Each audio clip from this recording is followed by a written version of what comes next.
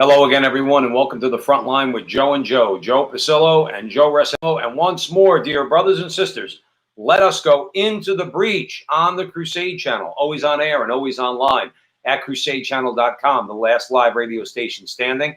Our call and telephone number is 844-527-8723. And our live chat room, the only social media out there worth actually socializing in, is online at crusadechannel.com/chat. Please follow Joe and I on Facebook. Follow our page. Please share it with your friends. We have a lot of content going on there, not only our Facebook show, but also a lot of interviews. So follow us there. Share it with your friends. And on YouTube, if you're watching this or any program that we do on YouTube, please subscribe to our channel. Please hit the like button and please hit the little bell, because with their algorithms, that's how we could get more widely seen, which obviously will help us to grow our audience. So we want to thank you all for joining us. We got a great show for you. As Joe and I always say, there's a lot of nonsense going out there right now. We're going to be covering Joe Biden and riots. We're going to be talking about Portland. God help that godforsaken city of Portland, Oregon. We're going to be talking about Tucker Carlson. Tucker Carlson getting harassed because Tucker Carlson is telling the truth, and quite frankly, the oligarchs don't like it. Donald Trump holding firm with the black vote. There's another thing that the left can't stand. Doesn't fall into their plans. You know, they thought that all these riots were going to take away from Trump's support in the black community. It's only actually increased his support, particularly amongst younger black voters, absolutely, which is interesting. So we have that. Joe Biden is a devout Catholic. At least that's what he says, and that's what the media says. So I guess it's true. Well, we're going to take that apart, okay? And we're going to talk about that a little bit. Planned Parenthood finally removed the sign of Margaret Sanger and has disavowed her. But we're going to talk about how maybe they could take a couple steps even further. You got the LGBT rage mob targeting a Catholic hospital. Christian adoption agency wins a battle in the New York courts. Courts, Joe. Judges. What about the judges? All about the judges. You have Congressman wants an investigation into anti-Christian hate crimes, okay, which Joe and I predicted this, I don't know, a long time ago. Before the front line with Joe and Joe was even a thought in our head. We said the goal is going to be on the backs of Christians in general and Catholics in particular, and we're seeing it now. Chamber of Commerce is at it again, and we're going to have to blow them apart. We're going to talk about that. Every team in Major League Baseball needs to change their name. Did you know that? And we have John Nolte in the Federalist. He gives us 8 good reasons to go out and get a carry permit for a firearm right now. And we're going to talk about how leftist mobs are attacking churches all over the world, and that there seems to be something satanic about it. So yeah, we're going to get into that all, and hopefully we get to everything. I mean, there's a lot of information to cover, but like all good things, we're going to start this program with a prayer. In the name of the Father, Son, Holy Spirit, amen. Remember, O most gracious Virgin Mary, never was it known that anyone who sought your help or sought your intercession was left unaided. Inspired by this confidence, we fly unto you, O Virgin of Virgins, our Mother. To you we come, before you we stand, sinful and sorrowful.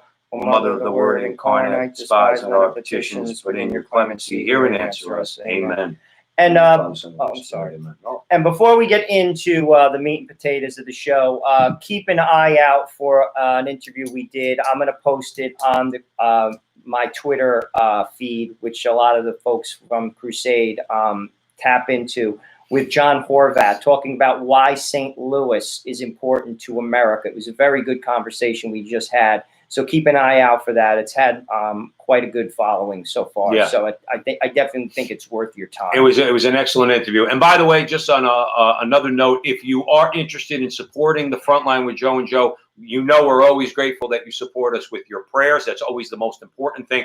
But financially, if you'd like to drop a couple bucks in, you could go to GoFundMe and look up Support the Frontline with Joe and Joe. You'll see our ugly mugs there, and you could drop in a few bucks. In fact, during our Crusade show last week, we had two listeners throw in $350. That was great. That was great, and we're so grateful, because Joe and I are rocking and rolling, and it's all because of the support of good people like you. So where are we headed first, Joe Resinello? So we're going to go to Joel Pollack. He's becoming one of our favorite authors, along with John Nolte. And he has a very interesting article that I came across. It caught my eye, and I think he makes a point that I think a lot of people may on the surface miss.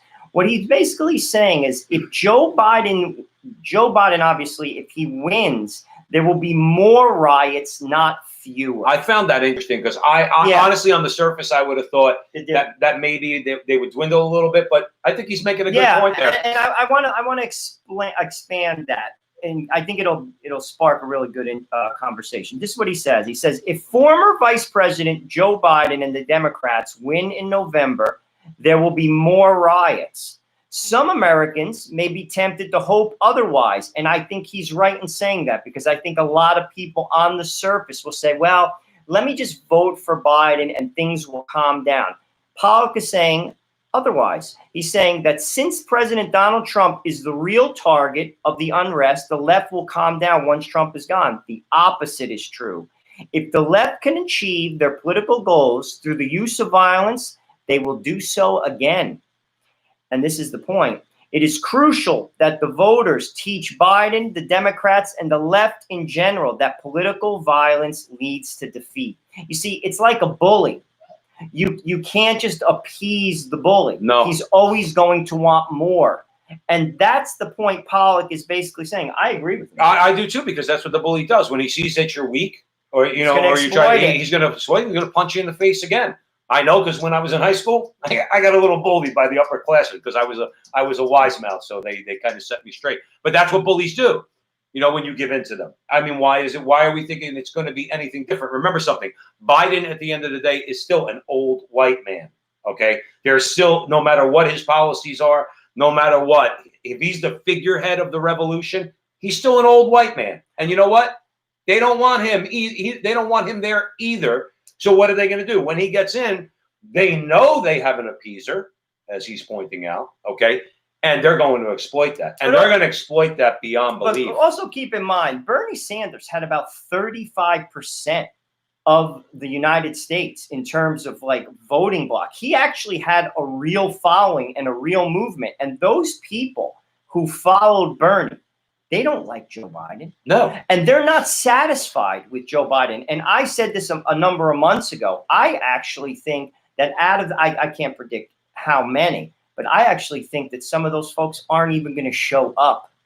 That's why he's trying to broadcast himself as a radical. Yes. Because he knows the people who are backing him, Tom Perez and Barack Obama, know that he has to appease that group, because they will not show up.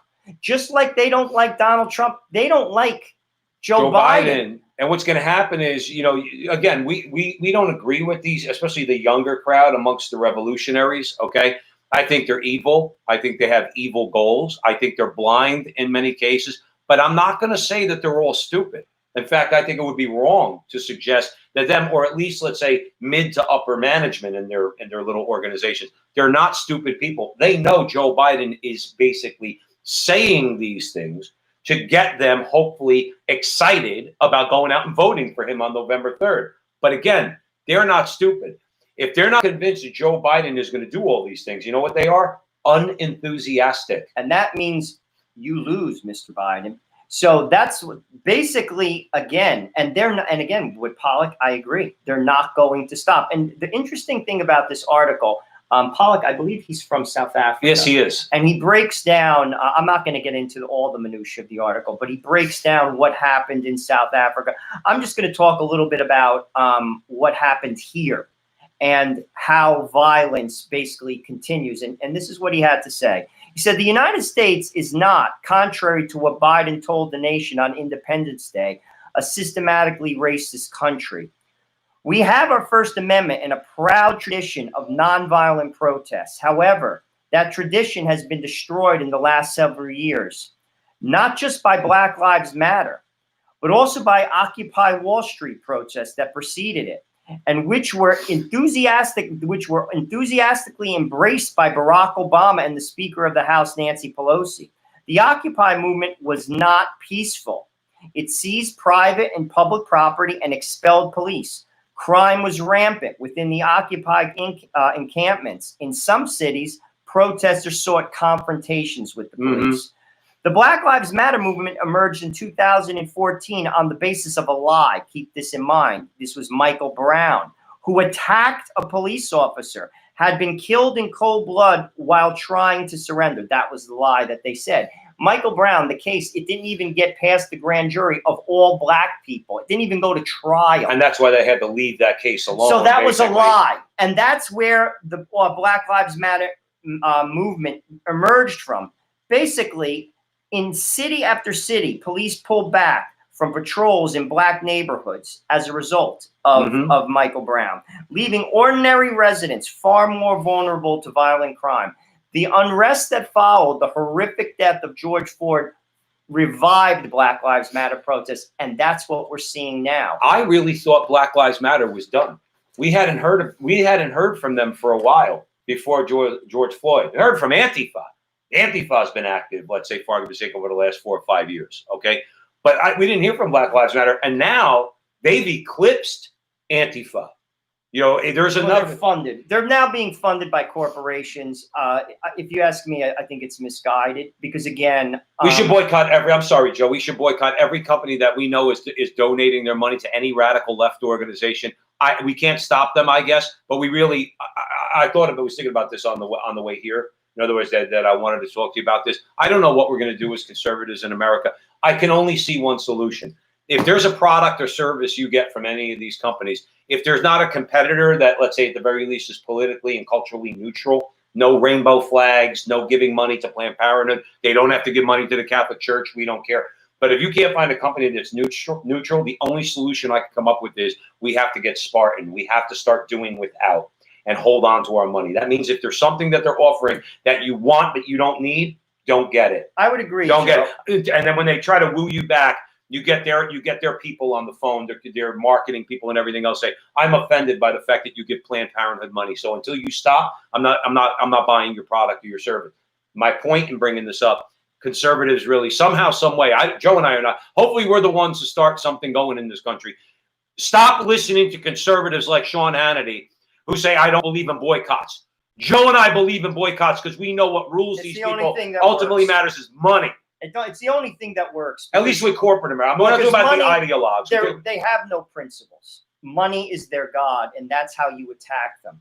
That's how you attack them. I've been saying that for a long, long time. You have to make them pay financially. Then they'll change their business model. Trust me. That's what guides the business model. It's the bottom line. They are married to it. That's where we have to hit them. But getting back to like Black Lives Matter, why it basically emerged, and we're going to talk a little bit about that in a later story with regard to CNN, basically saying that the George Floyd and Black Lives Matter movement currently is not moving the dial amongst particularly young black voters in America. They're still holding firm for Donald Trump. This is CNN, and we're going to get into that later. But that's what this is.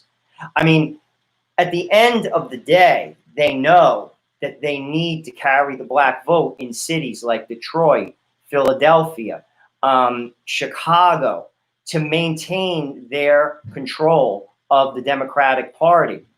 Some of these states are very, very tight races. If you lose that city vote, you lose that state, which means you lose the election. I mean, what happened with George Floyd, nobody is for that. Joe and I surely are not. But this is, and many people are saying it, including black people. Many prominent black people are saying this now. You don't have to look far to find it. This movement has eclipsed George Floyd. Well, he was killed unjustly, okay, by that cop, and justice will be done in that case, okay?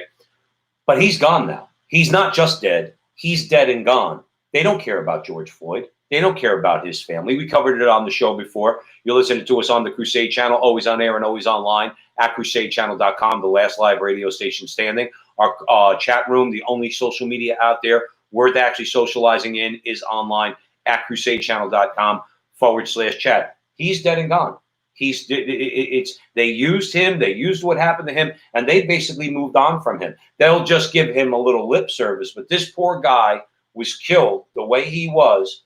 They used that murder, okay, to justify all their death and destruction that they brought on cities all around America But George Floyd is gone. Well, it's about removing Donald Trump. And I mean, clearly the media, the Democrats are using leverage with regard to these riots. On the surface, there are people who are sincere. I will disagree with any person that uses violence. As Herschel Walker said, if you want to protest, protest from 9 to 5.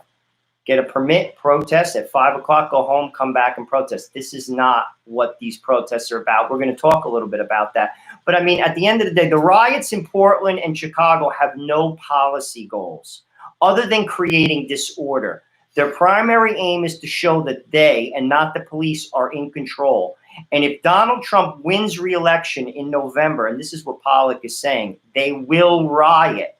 They will also riot if Biden wins, just as they rioted when Obama and Biden were in the administration. And you mentioned South Africa. Something to remember about South Africa. And again, I don't know all the history. I didn't follow it very closely at the time. But one thing I understood is South Africa and a lot of these African countries, they did experience tremendous violence, particularly from the Marxists. Okay, people always want to forget the African National Congress was a Marxist organization. Okay, and just like, let's say, for argument's sake, the way they tried to whitewash Aristide in Haiti, let's say a while ago, when he was encouraging people to throw burning tires around people's necks. Okay, these are violent thugs. I will say this about South Africa.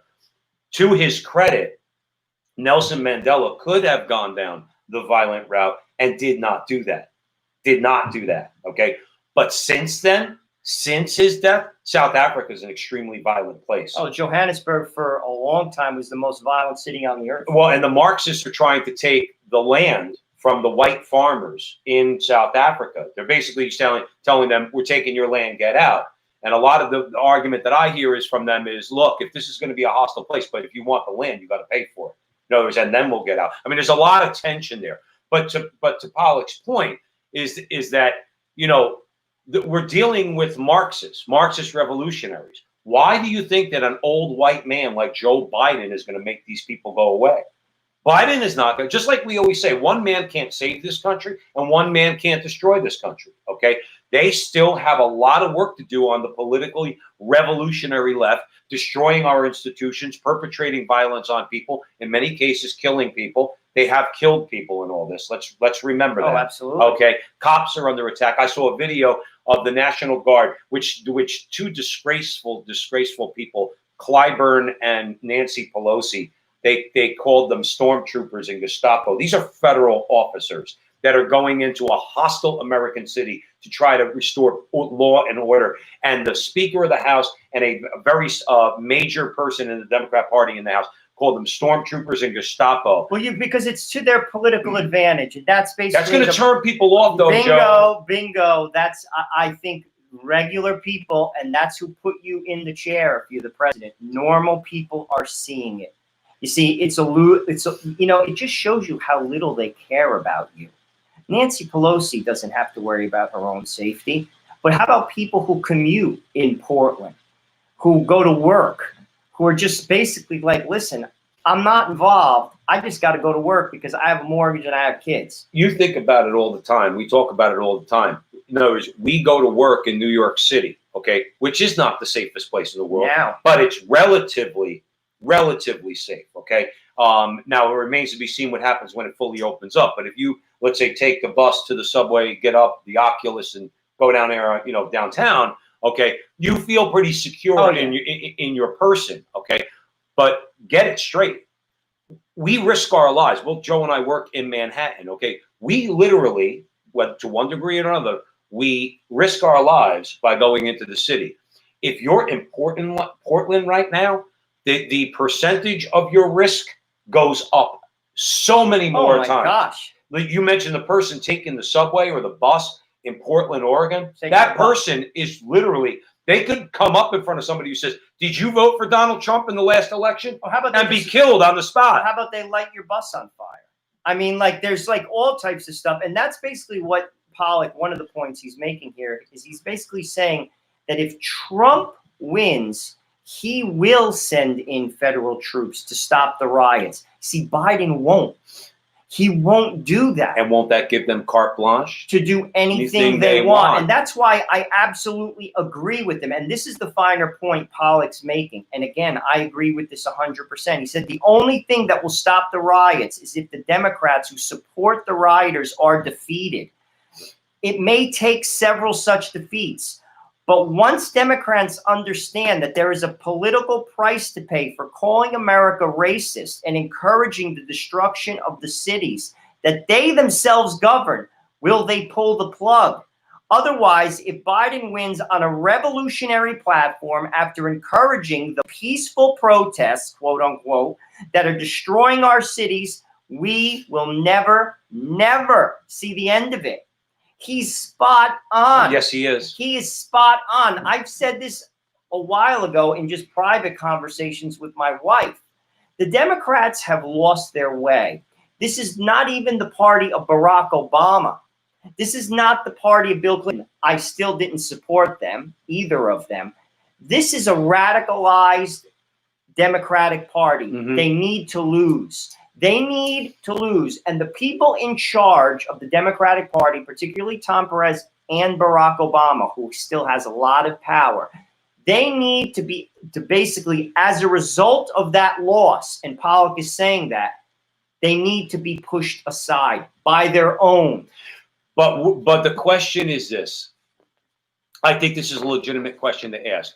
Is their goal, when you try to assess what their goals are, okay, is their goal to have an old white man like Joe Biden elected, even with all the puppet strings being pulled by people in the background like AOC and Tom Perez and Barack Obama? Okay, I'm sure that's a near-term goal, okay? Is their goal a $7 trillion budget that you described last week that you pulled up in your research? That's what Biden is proposing. Is their goal even a Green New Deal that's going to cost $90 trillion over the course of the next 10 years? None of these things ultimately, and this is what people need to get through their heads, okay? You're dealing with Marxist revolutionaries. I wish people would understand these are not, let's say, liberal Democrats, all right? These are Marxist revolutionaries. Those are what they say their goals are now.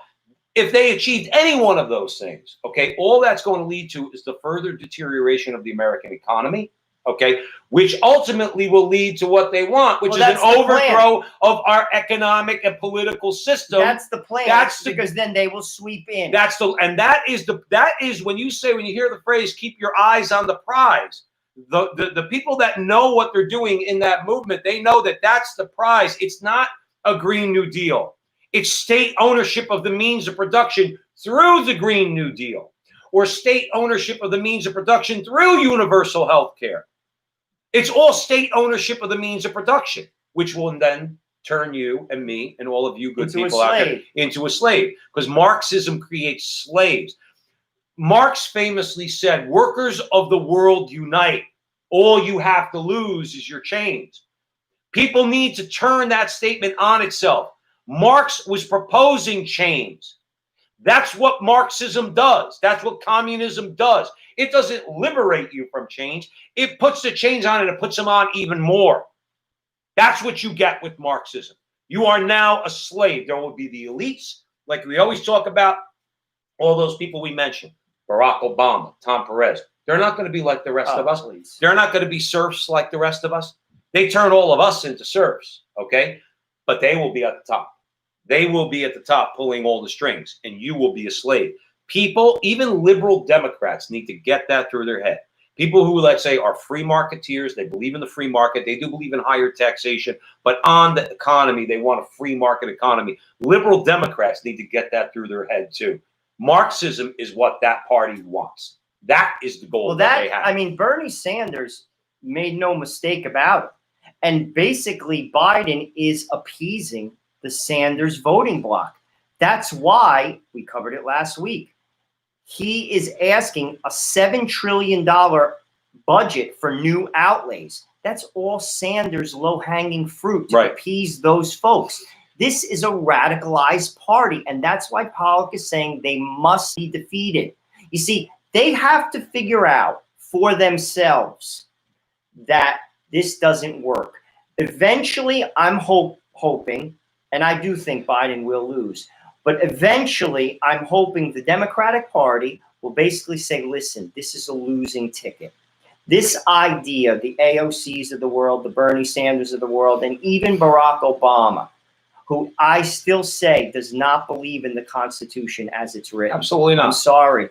Well, none of them really do. So what they need to do is lose. And they need to lose a few times. And then they'll figure it out. And then they'll become Democrats. That doesn't mean I'll support them, particularly because of their abortion and same-sex marriage position. I'll never support that. However, they could maybe then become a Clinton Democrat. Hillary Clinton, believe it or not, Joe, had a winning strategy. Bernie Sanders ruined Hillary Clinton.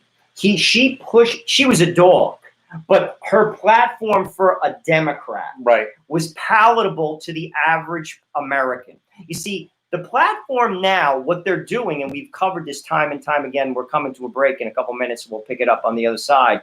They're hiding their platform from you because they know it's not palatable to the average American. What was the one thing that signaled to the left that America does not that we're not ready for it, that America rejects socialism, rejects Marxism? Why didn't Sanders lose? Obamacare.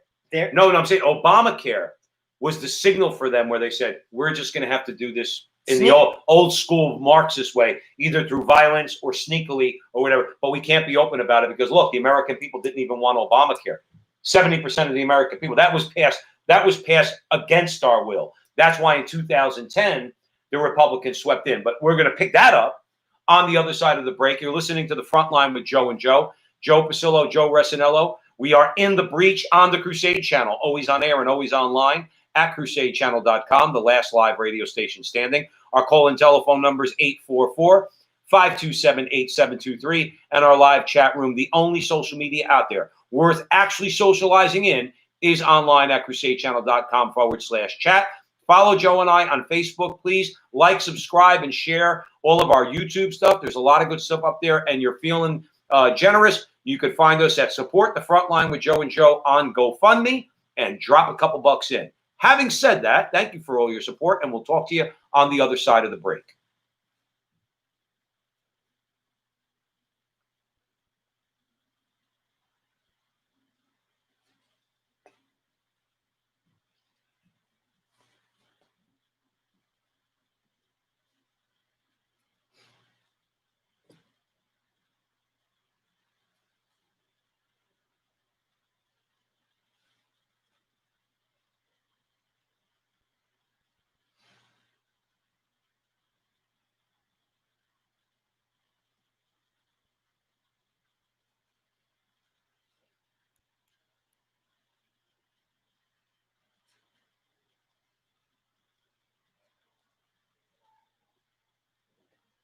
Welcome back, everyone, to The Frontline with Joe and Joe. Joe Pasillo and Joe Resinello, and we are way into the breach on the Crusade channel, always on air, always online at crusadechannel.com, the last live radio station standing. Our call-in telephone number is 844-527-8723, and our live chat room, the only social media out there worth actually socializing in, is online at crusadechannel.com/chat. Let's pick up on that. I think that's an important point as far as their tactics are concerned and how they view the American people. Obamacare, in terms of socialism, is socialism light.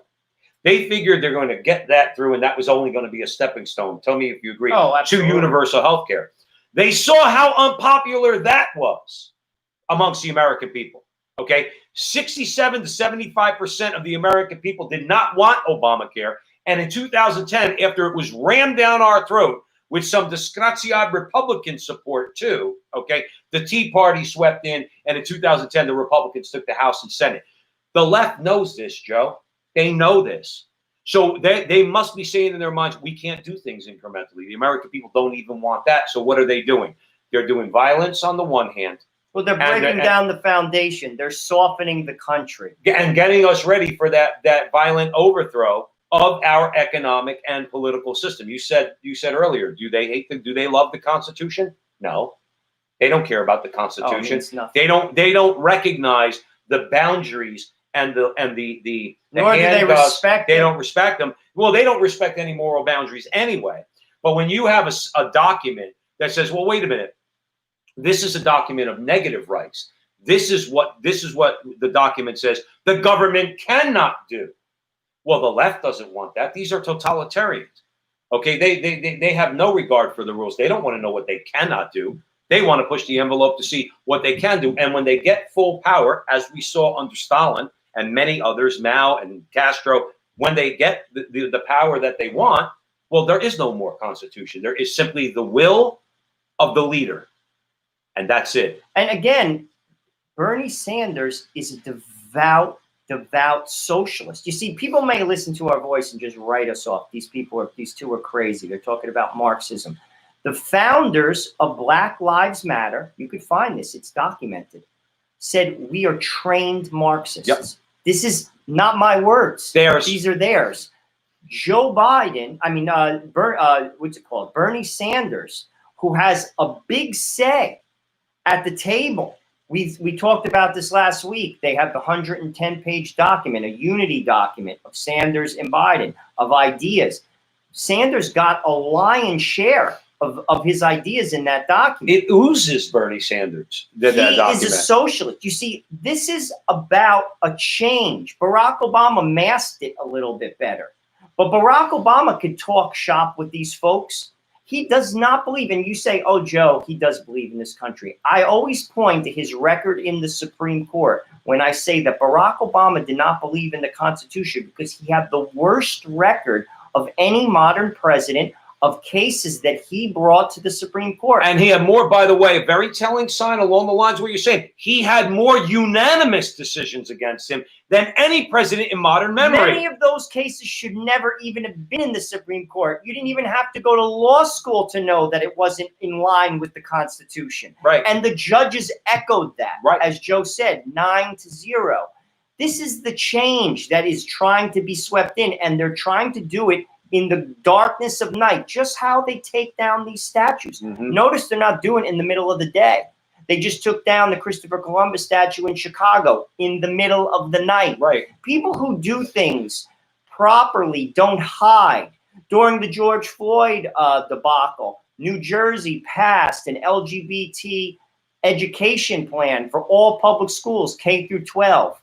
During that debacle, right, when no one was paying attention, because they know if you were paying attention, you're not going to go support for it. And this is what they're doing. And this is basically, I'll be honest with you, Joe and I, one of the goals of why we do this, it's to bring to light this darkness, because it is darkness. And keep also this in mind: Bernie Sanders lost to Joe Biden, a very tired, and if you ask me, incompetent man. And I don't mean to sound derogatory or slanderous towards him.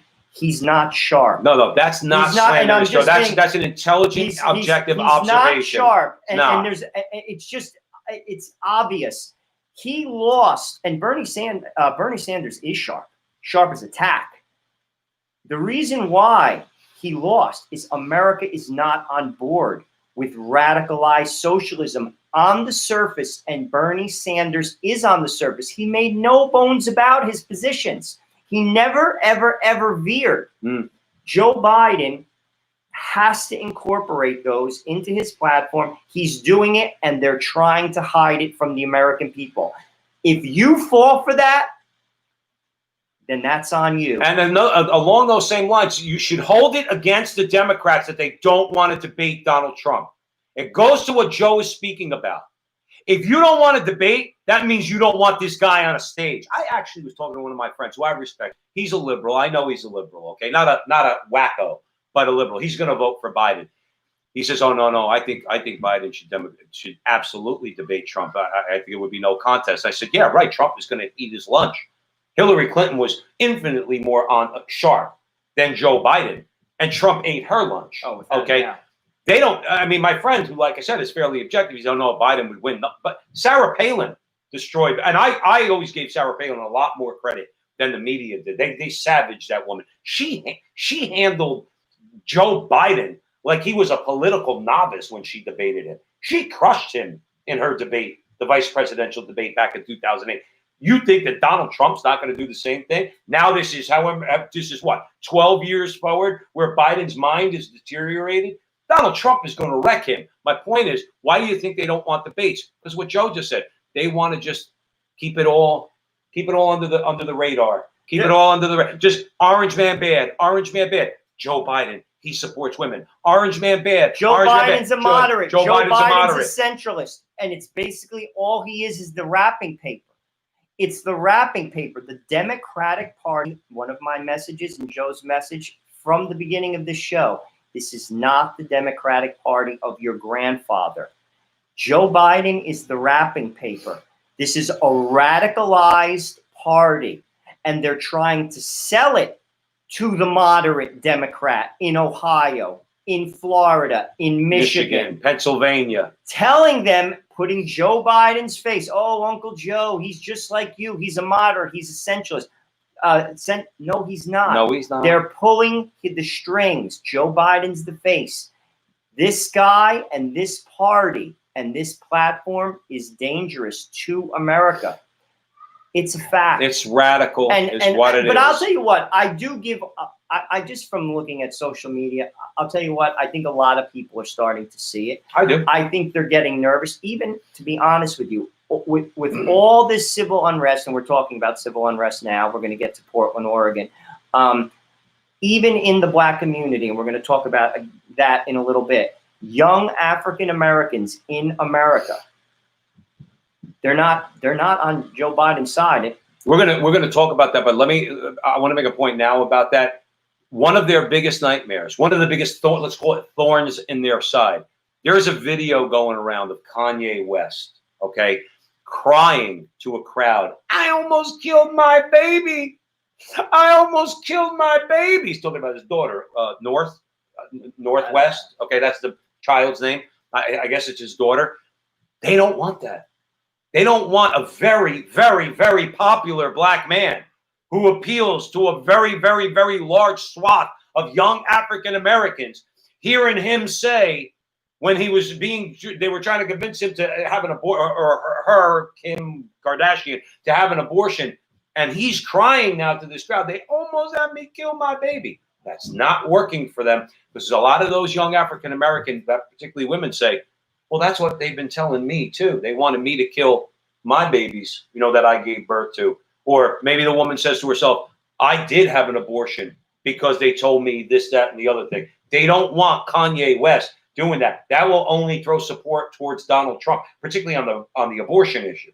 So they have a lot of things working against them right now. But I just we'll get into that more. But you're at the front line with Joe and Joe. Joe Pasillo, Joe Resinello. We're way in the breach on the Crusade channel. Always on air, always online, crusadechannel.com.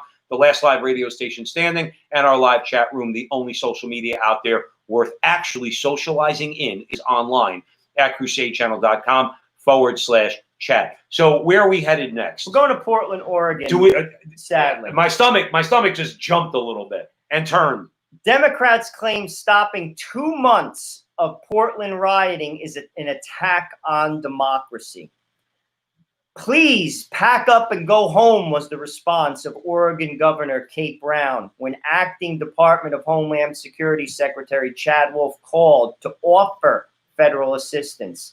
Leftist gaslighting over the deployment of federal agents to address months of nightly riots in the city of Portland, Oregon, has reached epic proportions. The New York Times published an article entitled, this is rich, Federal Agents Unleash Militarized Crackdown on Portland. Here's an excerpt from the article. Federal agents dressed in camouflage and tactical gear have taken to the streets of Portland, unleashing tear gas, bloodying protesters, and pulling some people into unmarked vans in what Governor Kate Brown of Oregon has called a blatant abuse of power. The Times continues. The extraordinary use of federal force in recent days, billed as an attempt to stop persistent unrest and protect government property, has infuriated local leaders who say the agents have stoked tension. This is an attack on our democracy, Mayor Ted Wheeler of Portland is quoted as saying. This is a crock of you-know-what. Yep. This is crap. Democracy in action. even in the form of protest, does not give you the right to break things, to deface buildings, to attack police, to attack these federal officers that went in there, yes, dressed like camouflage, but they lied. They found out they lied. The van that they pulled the one dude into was clearly marked police, was in an unmarked car. But you see what they have to do? They have to make it seem like I said earlier about Pelosi and Clyburn, they're stormtroopers. They're Nazis. They're Gestapo. They come in the middle of the night. No, they're you know what they are? They're trying to restore law and order. They are dressed in camouflage, and they are militarized because you know who they're fighting against? People who are breaking things and hurting people. This is not an attack on democracy. It is, in fact, restoring democracy, because without law and order, you do not have democracy. And Portland right now, Joe, is devoid of law and order. Just to be clear, that this is not a peaceful protest. I mean, sadly, a lot of networks are trying to bill it as such, and many politicians are turning a blind eye.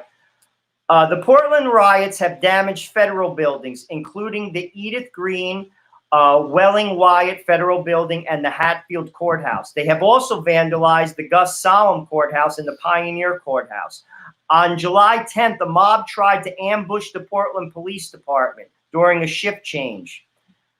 These anarchists have assaulted law enforcement officers with rocks, bottles, hammers, tasers, and stun guns. They've launched fireworks, threw fecal matter and large objects, and pointed tasers at federal law enforcement officers. I'm sorry. I got to interrupt you for a second. There is one thing in that whole thing. You want to throw things at me, I could duck. You want to throw an unopened beer can at me, I get it. The bags of urine and fecal matter, okay, that's going to set me off.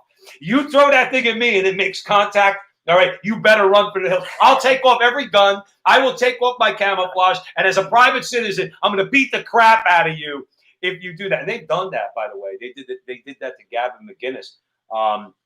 When Gavin McInnes tells the story, he was going in. It was a black tie affair. He was dressed in a tux, and one of these Antifa thugs, they threw it. Either it was a bag of urine or something on him, and he was wearing a tux. He said, "I punched the guy right in the face." He goes, and the funny part, he goes, "I was surprised at how soft his face was." You know, talking about Antifa. But my point is that, again, can you now a bag of let's but say, these are police officers. You see, this is the point. Well, that's the point that we need to make. You have no right as a protester. I'll show you protests. I'm going to point to it. Joe Pasillo goes first Saturday to Planned Parenthood on Mott Street in New York City. Pray the rosary across the street, go to mass, stand in front of the clinic, the abortion mill, Planned Parenthood, pray the rosary, march back to the church. That's a peaceful protest. And by the way, just to throw in that one of the reasons why, aside from the fact that I believe and we believe that, yes, to pray for those children and their mothers and everybody is pleasing to God, is that Planned Parenthood has admitted. Let's just talk about the effectiveness of a particular protest. In this case, in front of Planned Parenthood, Father Fidelis calls it a witness. Nonetheless, it is a protest. You are protesting against abortion. Sure. But I will say this, as far as just the protest aspect and trying to be effective in getting something done, Planned Parenthood has admitted that when there are people praying outside of Planned Parenthood, they have up to a 75% no-show rate. 75%. What that tells me is people know it's wrong. Exactly. You see, that's, again, people who do bad things cloak bad things in darkness. Mm-hmm. That's what the devil did with Adam and Eve. Oh, no, the apple, fine. It's not a problem. Right. Well, it was a problem, clearly. You see, that's what bad people do. They cloak their agenda. That's what Planned Parenthood does. But getting back to my point, again, this is violent. Mm-hmm. You have no right to strike an officer, to throw things at an officer. And if your government and the police unions are not, don't listen to my voice, do your own research. The police unions are saying it. They, as it has happened in New York City, they have turned their backs on those officers. They've left them high and dry. They are being attacked by people. Right. Or they're not being called to certain situations. Antifa should never have had a place at the table in Portland. That was empowered by the mayor. He could have shut that down in a minute. Why did Andy Nago have to get hit in the head with a battery? Why did the Proud Boys, because that's what happens, and I don't advocate vigilantism, but when the police don't do their job because the government is not letting them, you will have vigilantism. Well, you can't. Now, look, again, we're not defending the Proud Boys. That would not be our tactic. That's not our deal. But on the one hand, you cannot blame when like Joe mentioned, when the city government is doing nothing, when the state government is doing nothing, when the police are being told to stand down, okay? Well, what do you expect people to do? I'm not going to let them come through my town if the police are standing down. I'm going to try to get men in my town to go there and stand firm in the middle of the street and repel them, okay? Now, I wouldn't do it the way Proud Boys did it, but nonetheless, you can't expect us to do anything different. We pay taxes so that the cops will protect us. And it's a funny thing, you mentioned that, because one of the parents is that the child was a teenager who was murdered in that Chaz community in Seattle is suing the city of Seattle. And I hope that's the father. I hope he wins millions and millions of dollars. I think he will. I think they didn't do their job, but I'll take it to another level. If I invested in a business in that city and you allowed that community to be basically taken over by thugs and armed men, and I lost my money, you better believe I'm suing you. And this is, by the way, I pay you taxes. This is, by the way, Joe, why we need good judges, because when you go up in front of a sane judge, the judge is going to say to the city, in this case, you were derelict in your duty. It's governmental malfeasance. And so therefore, you are going to pay this person $500,000 because that's what their business was worth, and you did not protect their business. And they're taxpayers. That's why they pay for that protection. What do you think? Cops just like that idiot who said that if you call up a cop at 2 o'clock in the morning because they're breaking it, somebody's breaking into your house, it's white privilege. No, I pay taxes, so when that person's trying to break into my house, the cops come and protect me. If they're not there and somebody gets hurt in my house, God forbid, killed, okay, I'm gonna take you to court, and you're going to lose. And this is some of the things that we have to start doing. Stop letting conservatives tell you, the lawsuits don't work. Yes, they do. Just ask Nick Sandman. Friday night marked the 50th night of rioting. 50 nights. 50 nights of rioting in the city. It's like the unholy Pentecost. The whole country has been watching the situation in Portland devolve. President Trump, every single night, and he has said it, and I absolutely support him. He has every right to send feds in to break this up, especially when the city and state officials fail to act. The reality in Portland is the opposite of the situation the DNC describes. One city resident posted on Twitter about some of the tactics favored by rioters: destruction of statues, burning of police precincts, incendiary devices thrown at police, taser pointers pointed at officers' eyes, bags of urine and feces thrown at officers. This is the bottom line. I'm pretty sure the Democrats' defense of Portland riots will not be a winning issue in November. That's why they don't want Joe Biden to debate Donald Trump, because this is a loser. A lot of these people don't even vote. Remember why they don't want Joe Biden to debate Donald Trump, for a number of reasons. They're damned if they do, and they're damned if they don't. Okay, and Republicans should demand debates, by the way. They should not let this go, and they should spend so much money blanketing America, saying point blank, Joe Biden, Tom Perez, Barack Obama, and the entire Democratic leadership are cowards because they don't want to let Joe Biden get up there and talk about ideas. Why? Because he doesn't have ideas. Well, he doesn't have any, but here's where they're damned if they do and damned if they don't. And when I see the left squirm, I get a warm, gooey feeling on the inside, okay, when I see them squirm. Let's say Joe Biden moderates in a debate with Trump. No, I don't agree with attacking police, and taking let's say. He'll try to do that. He'll try to do that. What's going to happen then? The radicals are going to turn around and say, or at least the rank and file, they're going to turn around and say, well, I'm not voting for this guy. Let's say Joe Biden stays on the left. No, these are protesters. They have the right to do it. And Trump's a fascist and blah, blah, blah. Then he loses the moderates because the same people in the Midwest that you were describing in Pennsylvania and Michigan and the rest of those places say, well, if Joe Biden's for those riots, guess what? I'm not voting Well, for him. that's why they're going to lose. Joe, it's a house of cards. It's all based on lies. It's held together with glue and smoke.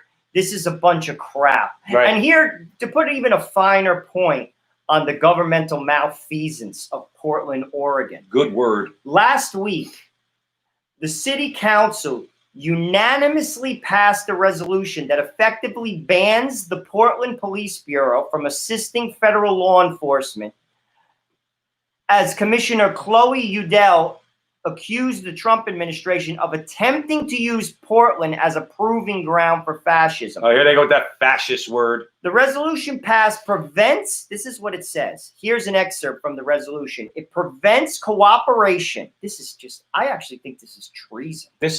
It prevents cooperation between local and federal law enforcement.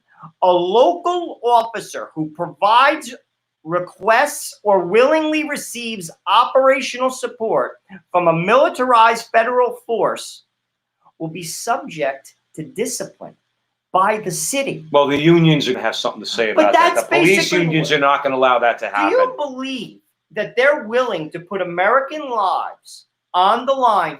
Why? Because I hate Donald Trump. That's the only reason. That's it, people. Right. I'm breaking it down for you, and everything I'm telling you is true. Yeah. I hate Donald Trump. Once again, these are not peaceful people. No. You have no right to hurt people. You have no right to attack police officers. And if you do, they have every right to arrest you. And if your city is not willing to confront these thugs, the government has every right to come in. I've been saying this for months. Remember something. If you want to think in your mind for 1 second, these are peaceful people, go ask Andy Ngo. We mentioned him. He was a homosexual journalist who basically called out Antifa, and he was physically attacked. No, he got brain trauma. That's how bad it was. And Antifa is the one that beat the crap out of him. And the LBGT basically didn't say anything. Didn't say a word. We covered that last year, okay? Last year, when they were doing the anniversary of Stonewall. I said, well, where is your concern for Andy Ngo? Okay? None. Crickets. You didn't hear anything from them. Because when you're a conservative, it doesn't matter if you're black, gay, woman, all the protected classes, Jew. If you're a conservative, it's open season on you. So anyway, you're with the front line with Joe and Joe. We're going to take a break. We're going to come back, continue the conversation. We've got a lot more to talk about. What are we talking about next, Joe? Tucker Carlson. You're going to want to hear about this. So we're on the Crusade channel, always on air, always online at crusadechannel.com, the last live radio station standing. The chat room, the only social media out there worth actually socializing in, is online at crusadechannel.com/chat. On Facebook and YouTube, please find the front line with Joe and Joe. Like, subscribe, share, hit the little bell, do all that fun stuff. And Joe and I will see you on the other side of the break.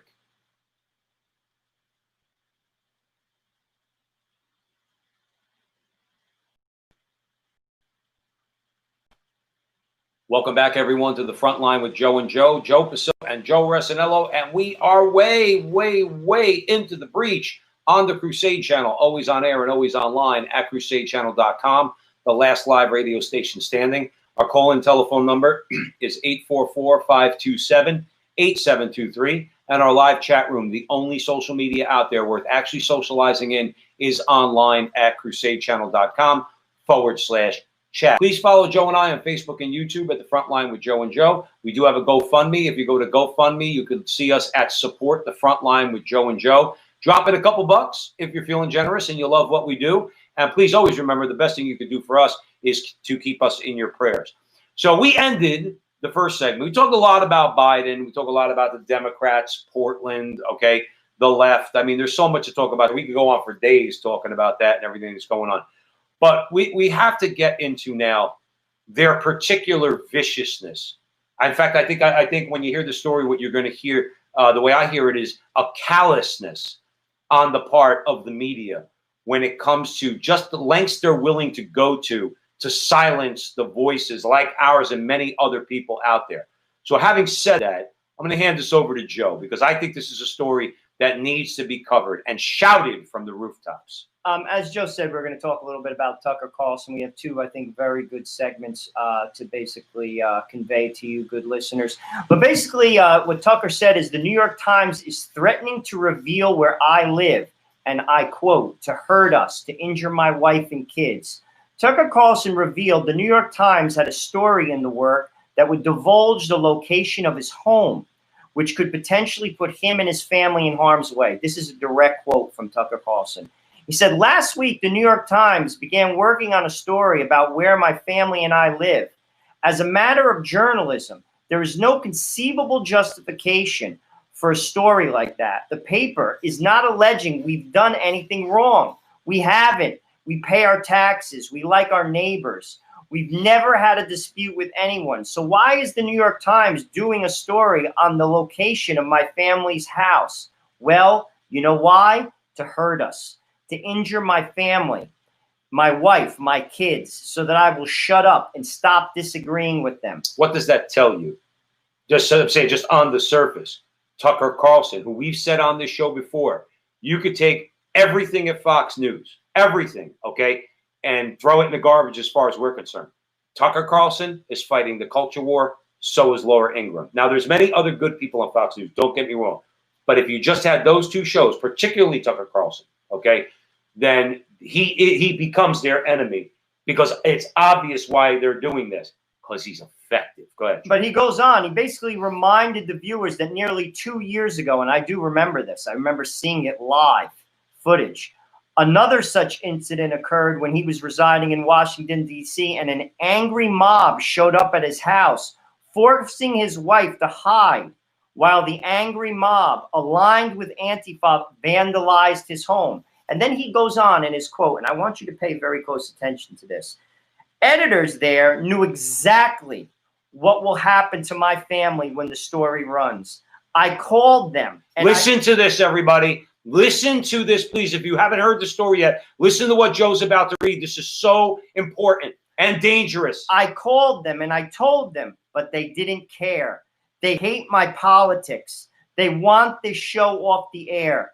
If one of my children gets hurt because of a story they wrote, they won't consider it collateral damage. They know it's the point of the whole exercise, to inflict pain on our family, his family, to terrorize us, to control us. That's the kind of people they are. Now, I want to. He is spot on. He is 1,000% correct, and everybody in this country, liberals included, should come out and be vocal about this. Okay, the federal government, all you conservatives out there who hate when the federal government does something, don't get scandalized by what I'm about to say. The federal government has to take action in this case. New York Times should be held accountable, and don't give me that, well, nobody reads them anymore. It doesn't matter. It is a crime, or it should be a crime, to publish somebody's address against their will. It should be, because you want to know why? Because you do anything nowadays. People sell your information. You could request that your address be kept confidential. It doesn't matter. With the internet, it gets out there anyway. The federal government needs to come out against the New York Times. They need to take action and inflict severe penalties on them. Number one. Number two, if they don't, if conservative, you know what I want to do? If this happens, it doesn't happen. If people go in front of Tucker Carlson's house, I think we should get 1,000 Catholic men and we should go and protest in front of Joe Biden's house. That's what I think. And you know what we'll do? Rather than threaten his family, we'll pray the rosary. But we'll do it right on his freaking front porch and let them, and they can't do anything to us, can they? Because evidently, if anybody goes to Tucker Carlson's house, they're not going to do anything to them. Are they? You know what this is? There's a word in this that I think I'd like to focus on. It's control. You see, these are the tolerant ones. We're so tolerant of everything else. They are the totalitarianists. They are absolute and utter Marxists. They are absolutely and utterly despicable. They are not interested in anyone's opinion but their own. That's it.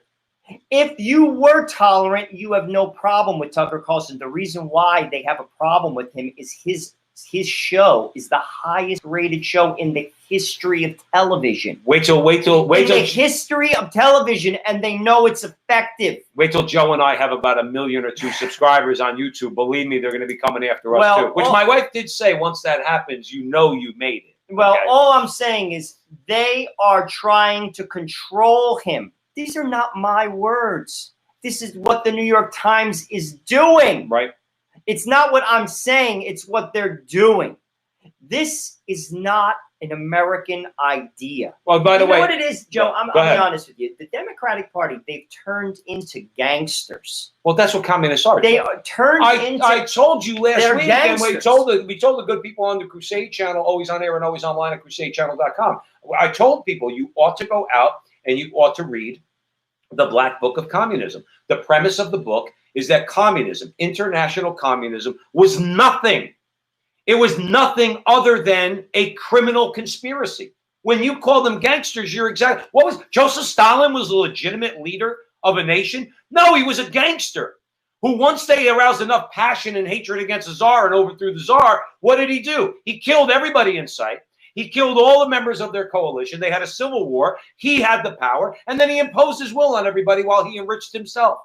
He's a gangster. Why do people think Mao Zedong was a gangster? Why is it that we don't call things what they are? These are criminals. To be communist is to be a criminal. You seek the theft of other people's labor. That makes you a criminal. It's a violation of, what is it, the 6th commandment, the 5th commandment? Thou shalt not steal. Communists are all about theft, Joe. That is by definition a criminal, which makes them gangsters. What they would say is the corporate structure is about that. If the corporate, that's what they would say. Of course, right? Because the guy, let's say, look, we have our problems with what's going on in corporate America. We're going to talk about that. We're going to talk about that, but legitimately, somebody owns a business, builds a business, and makes a profit for themselves. Okay, and they do it in a moral way. No, that person is not exploiting labor. Okay, no, that person didn't steal anything. That person retained the value of their labor by taking that labor and putting it into their own business and building it from there. Now, does that mean we should have monstrous companies that are worth $1 trillion? No, I don't agree with that either. Okay, but no, the free market system is not theft. You don't get what you don't earn. Our current system, you get what you don't earn. But that's crony capitalism. That's not real capitalism. That's a pretend free market. That's not a real free market. And we'll talk about that when we get to the Chamber of Commerce. Do you understand my point? Sure. Okay. Their arguments fall flat on their face. Okay. Henry Ford didn't steal anything. Henry Ford paid his workers well. Henry Ford was a central figure in building the middle class of this country, when in the middle of the early or in the early part of the 20th century, he increased his workers' wages by double so that they could afford those cars that they were manufacturing. He almost single-handedly built the middle class. So don't start with these capitalists they're the thieves, and the communists are all these wonderful people who come in and they're just going to right the ship by making everything equal. Communism is a failed idea. Like any person, I'll be honest with you, who is for any form of socialism or communism is not a student of history. Communism, look at the 20th century. First of all, look at how many people were murdered by Marxists, but also look at socialist states. Mm-hmm.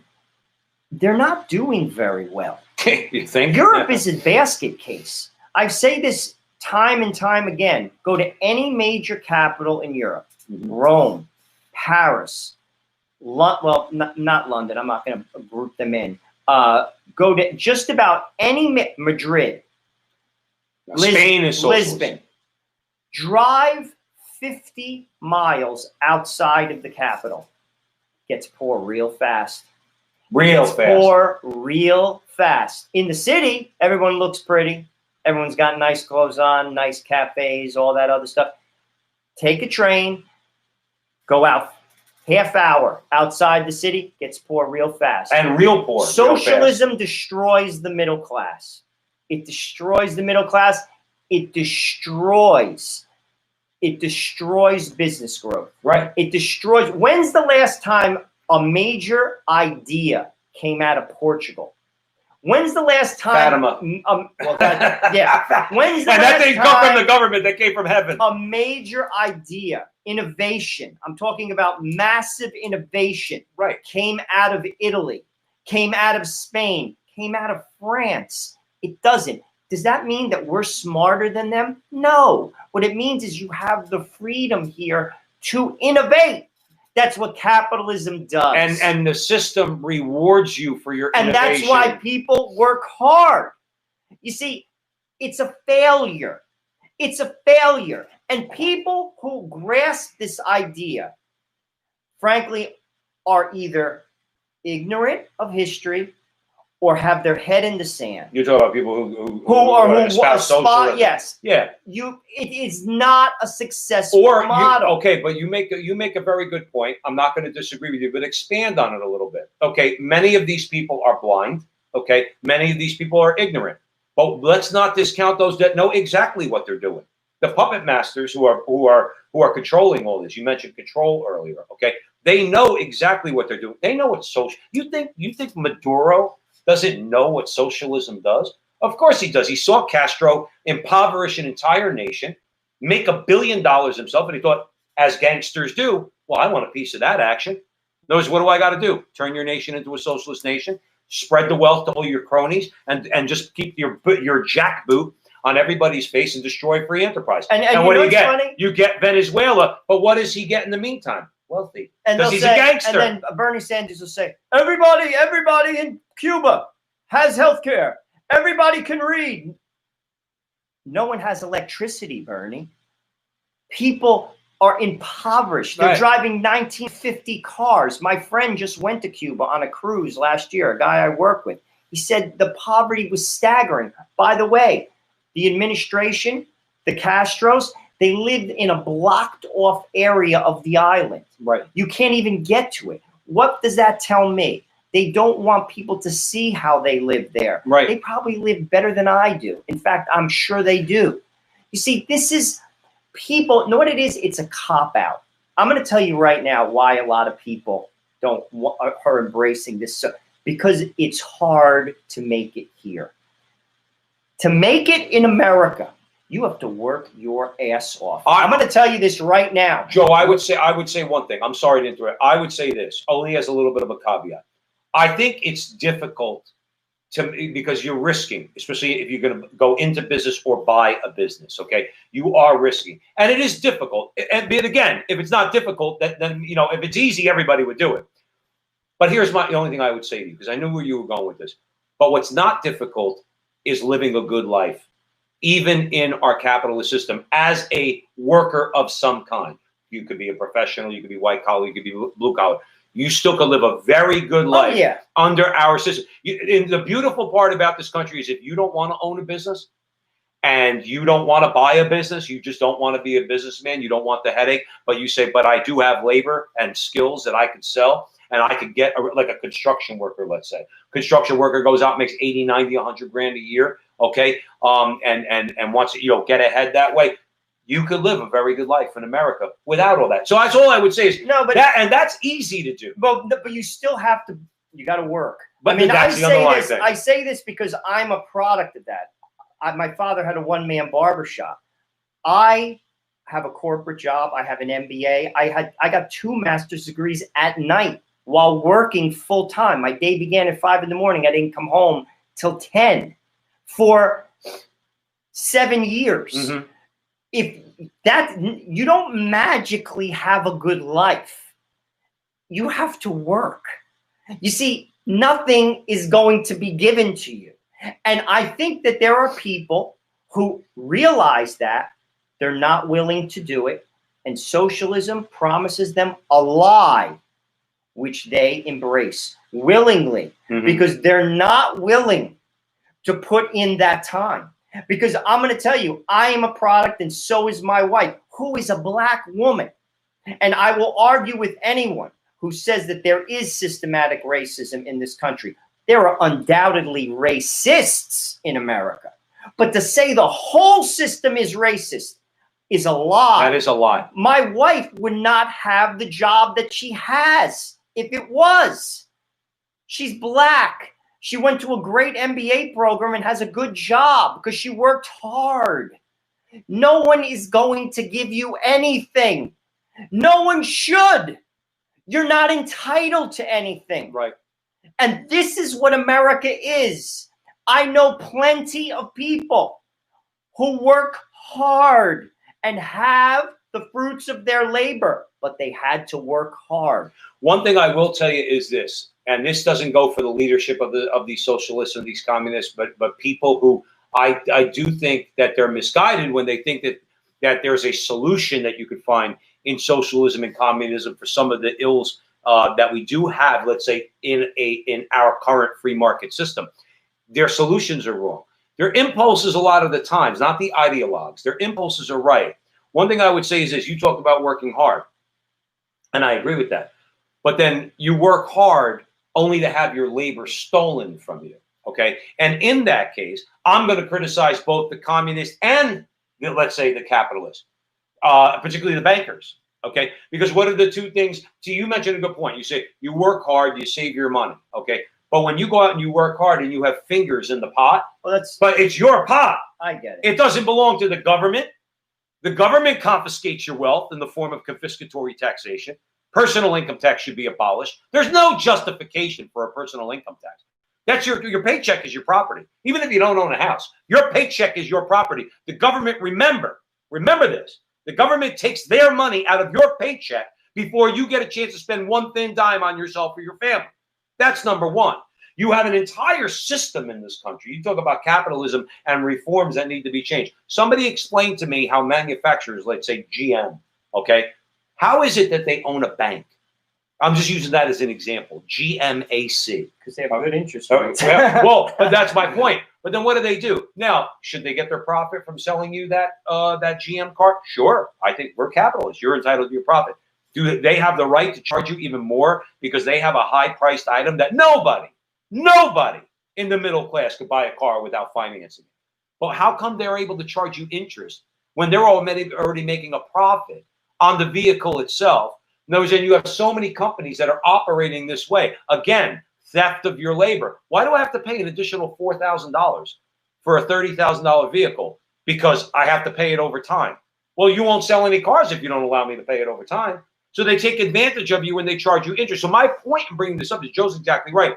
But there's too many things in this country that need to change so that you retain the value of your labor, which is being stolen. Well, that you. is a corruption within the system. And no system is perfect. And I'm not saying that the American system is perfect. But what I am saying, it's the best system out there. There is no place on earth that a construction worker makes $80,000 a year in the union. Tell them about America. Tell them about India. I've they don't said make it. that I in mean, India. I've seen India. I've been to India a number of times. I've seen Indian laborers working barefoot, climbing bamboo that's strapped together with rope, doing construction. They probably get a plate of food at the end of the day. Right. I mean, an iron worker in Manhattan doing the same job makes $60 an hour. And good for him. And God bless him. Yeah. So my point is, this is a special place, America. They're trying to take it from you. They're saying different, but undoubtedly it's being taken from you. And no one is going to tell me, from AOC to Bernie Sanders, if you want to work in this country, even if you don't have a college degree. I've said this on the show. My plumber has 4 kids and owns 2 houses. He's my plumber. I love that guy. He has a great job. Carl Carbone. I'm just telling you who he is. We love Carl. Carl does a great job, has 2 houses and 4 kids. Nowhere in the world does a plumber have that. But he works hard. Well, now, I mean, go ahead. what I'm basically saying is this. It's not easy. You see, anyone who tells a kid, no matter what you're going to succeed at, whether you own a restaurant, whether you're a lawyer, whether you're a doctor, whether you're a CPA, whether you're a plumber, whether you're a mechanic, if you are going to succeed in this country, you are going to have to work your ass off. I'm just telling you this. If I had to give a speech to high school students, that's one of the things I'm going to tell them. No matter what you choose to do, nothing will be given to you. You have to show up every day, and you have to work, and you will fail. And you still have to get up the next day and do it again and basically brush the dust off and pull your shoes on and do it again. And I would say, because I want to make it clear, I'm not disagreeing with you. I just want labor respected in this country, both on the corporate end in the private sector, I want our labor respected by the government. And the government, I will say this: corporations, that's one thing.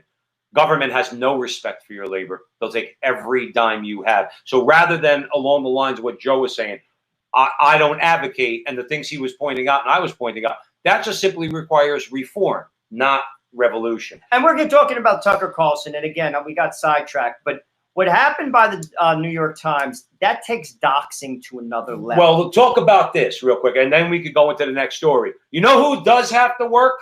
You know who's got to work and roll up their sleeves? The federal government needs to go to work and pass a law that prevents what's happening to Tucker Carlson from happening to you or me or any of you good people out there, particularly all you people who listen to us on the Crusade channel, always on air and always online at crusadechannel.com, the last live radio station standing, and our live chat room, the only social media out there worth actually socializing in, is online at crusadechannel.com/chat. Joe Ricinello, those people have to work. This reporter from the New York Times or whoever, the publisher of the New York Times, they need to be told by the federal government, you will not, in the current circumstance, it's the equivalent. All right, we'll end it with this. I think you'll agree with me. It's the equivalent of yelling fire in a crowded movie house. You have people that are out there, and we have videos of them in Missouri, where a bunch of marauders tried to attack the guy McCloskey in Missouri and his wife. They had to go and pull out their firearms, okay? We know what's happening. If you do this to Tucker Carlson, you are endangering his family. That should be a severe violation. But they don't, and law. as he said, they don't care. Why? Because he's effective. You see, Joe Pasillo said something in the beginning of this virus situation. Because listen, let's be real. People have died, particularly people who have medical conditions, particularly the old. This is real. There are people who are vulnerable to this. If you don't agree with that, listen, that's reality. I mean, I've known a number of people in New Jersey. In fact, I went to a funeral mass last week. Someone 77 years old died of COVID. I was there. I was at the mass. It happened. That's not the only person I know that have died as a result of this. Old people are vulnerable. People who have diabetes, heart condition. That's factual. That's science. However, while that's factual, it's also factual that this has become a political football. Of course. This is being absolutely leveraged. The Democrats are trying to weaponize this. If you don't believe that, you're not an adult. Just as I'm admitting that people have died, and listen, I respect people. I wear a mask when I go into a store out of respect I do too. For other people. Whether I agree with it or not, I still, listen, I respect people. I don't want, even whether the science is there, there's all types of conversations. I still do it out of respect. Right. The point is this. The Democrats are using this as a political football. Right. They are. And there's no question about that. We're going to talk for a second about control. But the point I was going to say is, and Joe said this in the beginning of this, that 1 million people, if 1 million bodies lie dead and Donald Trump loses the election, and this is to Tucker Carlson's point, basically how they want to do harm to his family, they wouldn't care. Wouldn't bat an eyelash. They wouldn't bat an eyelash. People are dying in Portland. People are being attacked in New York. Police are putting their life, they put their life on the line anyway. Even more so now, they're being assaulted and they don't care. They have one goal and one goal in mind: control. And power. Well, power and control, yeah. And remember, they would just, what they would fall back on very simply, they would just take the page from Lenin himself, and they would say, well, you can't make an omelet without cracking a few eggs. That's how these people view human life. They have no respect for human life except their own. Okay. In other words, they worry about themselves, but they don't care about anybody else. They have no respect for you. And Joe's right. And I said it, and I will always stand by it. They'll crawl across 1 million dead bodies. In other words, and kick those dead bodies in the face as they're getting to their ultimate goal, which is power. So we have to remember that. We have to remember that.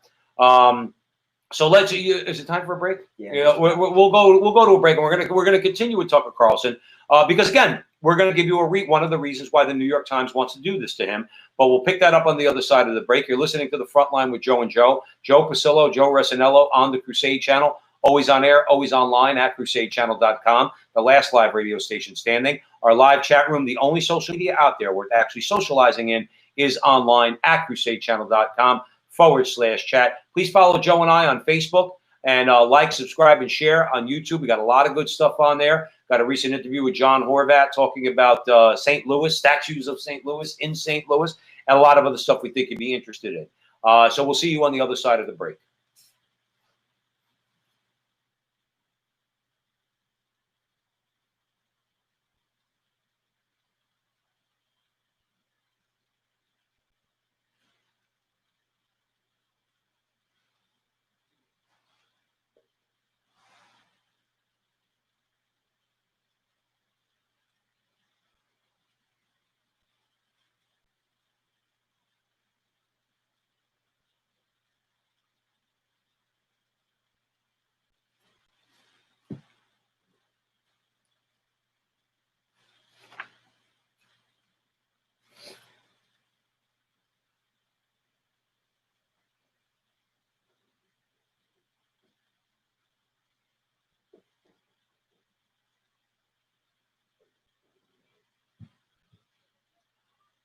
Welcome back, everyone, to The Frontline with Joe and Joe. Joe Pasillo and Joe Resinello. And we are way into the breach on the Crusade Channel, always on air and always online at crusadechannel.com, the last live radio station standing. Our call-in telephone number is 844-527-8723. And our live chat room, the only social media out there we're actually socializing in, is online at crusadechannel.com/chat.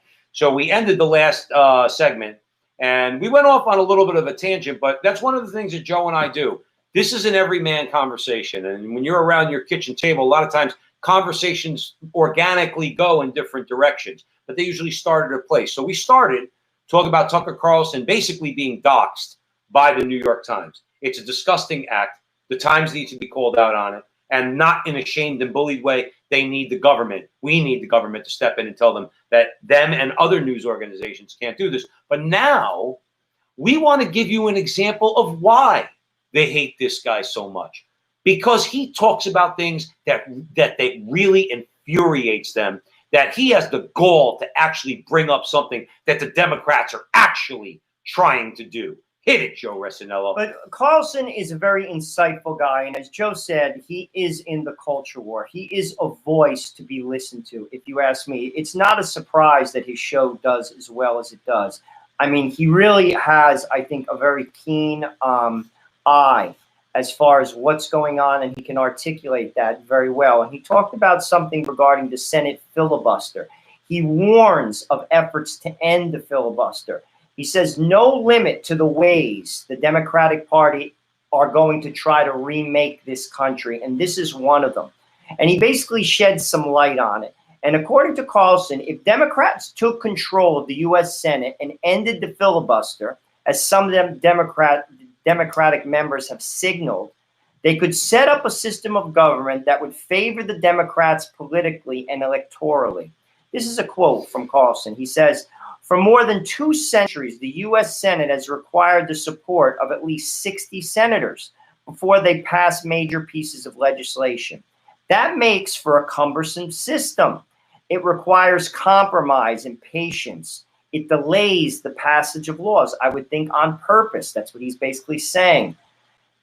Basically, we have folks, particularly we're going to go to Elizabeth Warren. She's commented on this directly, and this is what she said. She said, "When the Democrats have the White House again, and if Mitch McConnell tries to do what he did to President Obama and put small-minded partisanship ahead of solving the massive problems in this country, then we should get rid of the filibuster." Now catch that, Joe Resinello. She's equating dispensing with the filibuster that, as Tucker Carlson pointed out, has been there for 200 years with small-minded politics. She is the small-minded one. You see, what they're doing is they're making a mistake because they think they always forget, or maybe they don't forget. They act in the here and now. They don't think about down the road because they just, quite frankly, don't want to. They didn't do that with Obamacare, just to give you an example. They didn't think, well, what are the consequences going to be? They feel like if they could get away with it now, what they'll do is they're notorious. Today, they'll be in favor of dispensing with the filibuster. Then when the American people get wind of it and they vote them out in the Senate and goes back to the Republicans are going to say, well, we don't have a filibuster anymore, and now we're in charge. What is Elizabeth Warren going to say then? No, we need a filibuster. There should be well, you people did away with that. And if you think I'm talking out of my you-know-what, a lot of lefties have been, Joe and I have been gaining a lot of notoriety lately, thank the good Lord. But we get is a lot of lefties out there who try to think that we don't back things up or we don't back up what we say. We saw it. We saw it with Merrick Garland. We saw it front and center. We know what they're capable of. So I back up my statements. What do I mean by that? Okay. They wanted Barack Obama. The original rule in the Senate was the Biden rule. You remember that? Sure. Okay. In a presidential year, that means in 2016, which is a presidential year, the Senate will not hold hearings on a Supreme Court nominee. That was a Biden rule. Remember Joe Biden? He was in the Senate for 40 freaking years. Okay. Please, so that was a Biden rule that all of a sudden Mitch McConnell said in 2016, well, we're not going to hold hearings on Merrick Garland. And what did he say was the reason why? The Biden rule. We have a rule. We're not going to hold hearings for a nominee to the Supreme Court in a presidential year. What did they want to do? No, we need to change it. And Mitch McConnell said, no, it was your rule, and we're not going to change it. But my point in bringing it up is I back up what I say. Today, they'll be in favor of getting rid of the filibuster. When the Republicans gain control, what they're going to do is they're going to be in favor of restoring the filibuster. Everything is the here and now. And my whole point in bringing this up is establishment Republicans and conservative Republicans in the House and Senate, particularly in the whole Congress, have to stop letting them get away with this. Call them out on their BS. Start saying no to them. Okay? Start saying no. That's my point. Well, Biden also weighed in. He basically said, get this, and I want to point out a particular word. You may catch it as I read it. He says, if Republicans won't obey the newly ascendant Democratic Party, we'll just cut them out of the conversation. Chuck Schumer, of course, is on board with that too. Notice the word obey. Who the hell are you? Obey. Did I have to obey you? Joe Biden? I'm going to obey? We have a system. The founding fathers were brilliant. The Constitution is a masterpiece. Is it perfect? No. But it is something that is binding and holds the country together. When you start screwing with it, Joe, you're screwing with one of the greatest civilizations that has ever been created on the face of the earth. I'll tell you something. If Americans allow these guys and ladies to get away with this, you get what you deserve. Sure do. And frankly, I'll be honest with you, Joe. I think the dam is eventually going to break. I think, honestly, I hope I'm wrong. I don't think it's broken. I don't think it's broken yet. I think they've weakened the dam. I think the water is putting pressure on the dam. Okay. You know what the amazing part about it is? When you just made a very good point, right? Who's benefited from this great country? And we say on the show all the time, Joe and I are not blindly loyal to America. We love our country. Our country's got a lot of problems. A lot of it has to do because of the left and the way that they're trying to destroy this country. And they do it through abortion and gay marriage and all of that stuff. But my point is this. The very people that want to destroy this country are the very people that benefited from this country. If Alexandria Ocasio-Cortez was born in Venezuela, she'd be poor right now. I mean, poor. Okay. Well, see, look at Barack Obama. All right. Barack Obama's another one. He basically he was so set back in life between his father disappearing. He was raised by his grandparents. He moved all over the place. He became president of the United States, and he's currently worth $200 million. And he was black. And how can a systematically racist country elect a black man? Right. I mean, that in and of itself is a contradiction. Right. We elected a black man as the president of the United States. Right. Once again, undoubtedly there are racists in America. But to say the whole America's system not is a racist is country. insane. Right, because then Alexandria Ocasio-Cortez wouldn't be a congresswoman, okay? In other words, and blacks wouldn't have advanced in this country, okay? They'd still be put down like they were under Jim Crow, and Barack Obama would have never been president. Last time I checked, there's a lot of white people out there voted for Barack Obama. In fact, if they didn't, he couldn't have gotten elected president. Now, America is not systematically racist. We have to stop letting them, we have to say that boldly as the truth. You can't, in polite company, say what I just said. By the way, with Thomas Sowell? Tom Sowell. A black, Harvard-educated economist echoes exactly what I just said. There is no such thing as systematic racism. Right, but he's an Uncle Tom, according to them. According to them. He's smarter than them all. Well, no, smarter than them all collectively. And again, undoubtedly, there are racists in this country. You're naive if you don't think that. But to say the whole system is systematically racist, I don't think that's simply fair. But why is that important to what we're talking about with the filibuster? Because the more they try themselves with their media allies, their comrades in the media, to convince you that America is a racist nation, they will try to convince you that the filibuster needs to be done away with so that you give them carte blanche to do whatever they want. And the way they're going to defend themselves is, well, we needed to do this because the Republicans and the rest of the country are racist. So we don't need 60 votes anymore, or else we'll never get anything done. That's why we're bringing up the racism part and other arguments that they're going to make. They will make it seem like your very life is in danger unless you do away with the filibuster and let them remake America the way they want. Can I bring you a point up to you? Antonin Scalia, God rest his soul, and I mean that sincerely, God rest his soul. I do believe he was killed. I know I can't back that up. I believe he was killed, okay? The bottom line is Antonin Scalia testified in front of Congress one time, and he was telling a story to the representative, I forgot who he was talking to, about how he took a trip to France, okay? And one of the French government officials he was in a conversation with asked Nino Scalia, said, you in America, you do things so slowly. If we want to do something here, we voted in a new government in France. They're like Italy. They're on their however many governments later, okay? And Scalia said, it's by design. And Tucker Carlson was making this point in the filibuster. It's by design. We don't want radical change without having to take a breather and compromise and debate and discuss. So if you have, let's say, 53 Democrats, but you need 60, okay? You're going to have to discuss. You're going to have to debate. You're going to have to compromise. And Scalia's point and Tucker Carlson's point in this is by design. We don't want now the House will operate on a simple majority. That's fine. But the House needs the Senate in order to pass legislation and then the president to sign it. That means you don't, like the Stones always say, it might as well be one of the theme songs of our show at the front line with Joe and Joe. You can't always get what you want. And that's why and I've said this, and why Barack Obama, I called him this from the beginning. This is my term. He was a charismatic ideologue. That is why we should never have an ideological president. Now, that doesn't mean you're wishy-washy. Like, for instance, in politics, I could never compromise on abortion. Right. There are some things that you could agree to disagree with, and there could be no compromise on.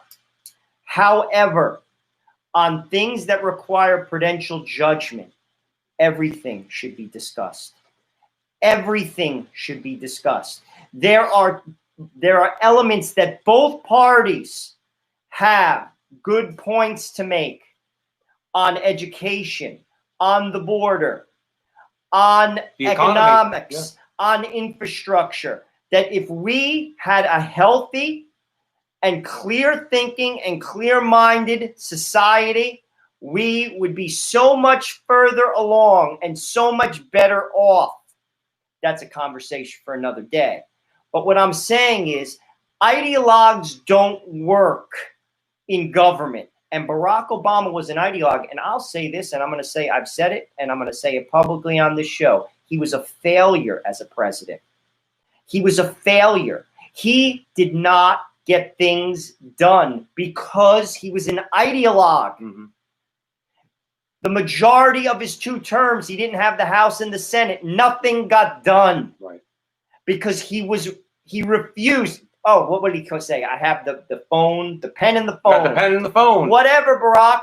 All that stuff got washed away the second that Donald Trump came into the office. Part of the reason why he's hell-bent on beating Donald Trump and he's out there because it's ego and pride, and he knows if Trump wins a second term, his presidency it's already in the dustbin. It's going to be ground into nothing. You know, if we got rid of all the radical social agenda on the moral questions, abortion, gay marriage, and this and that, and Republicans and Democrats, yes, because we're not compromising on that. In other words, those are things that are non-negotiable. But as far as many of the things you said, if they would sit down and stop being ideological, throw away their Marxism. Again, these are blind people or evil people. They want pure political power, so we don't know that they're going to do that. But you're a typical Democrat, okay? You could do great things in this country. Most of the American people on abortion, we're split. That's the way it is, okay? Half the country's pro-life, without exception. The other half of the country is not, or with some exceptions. But the bottom line is we're split on that.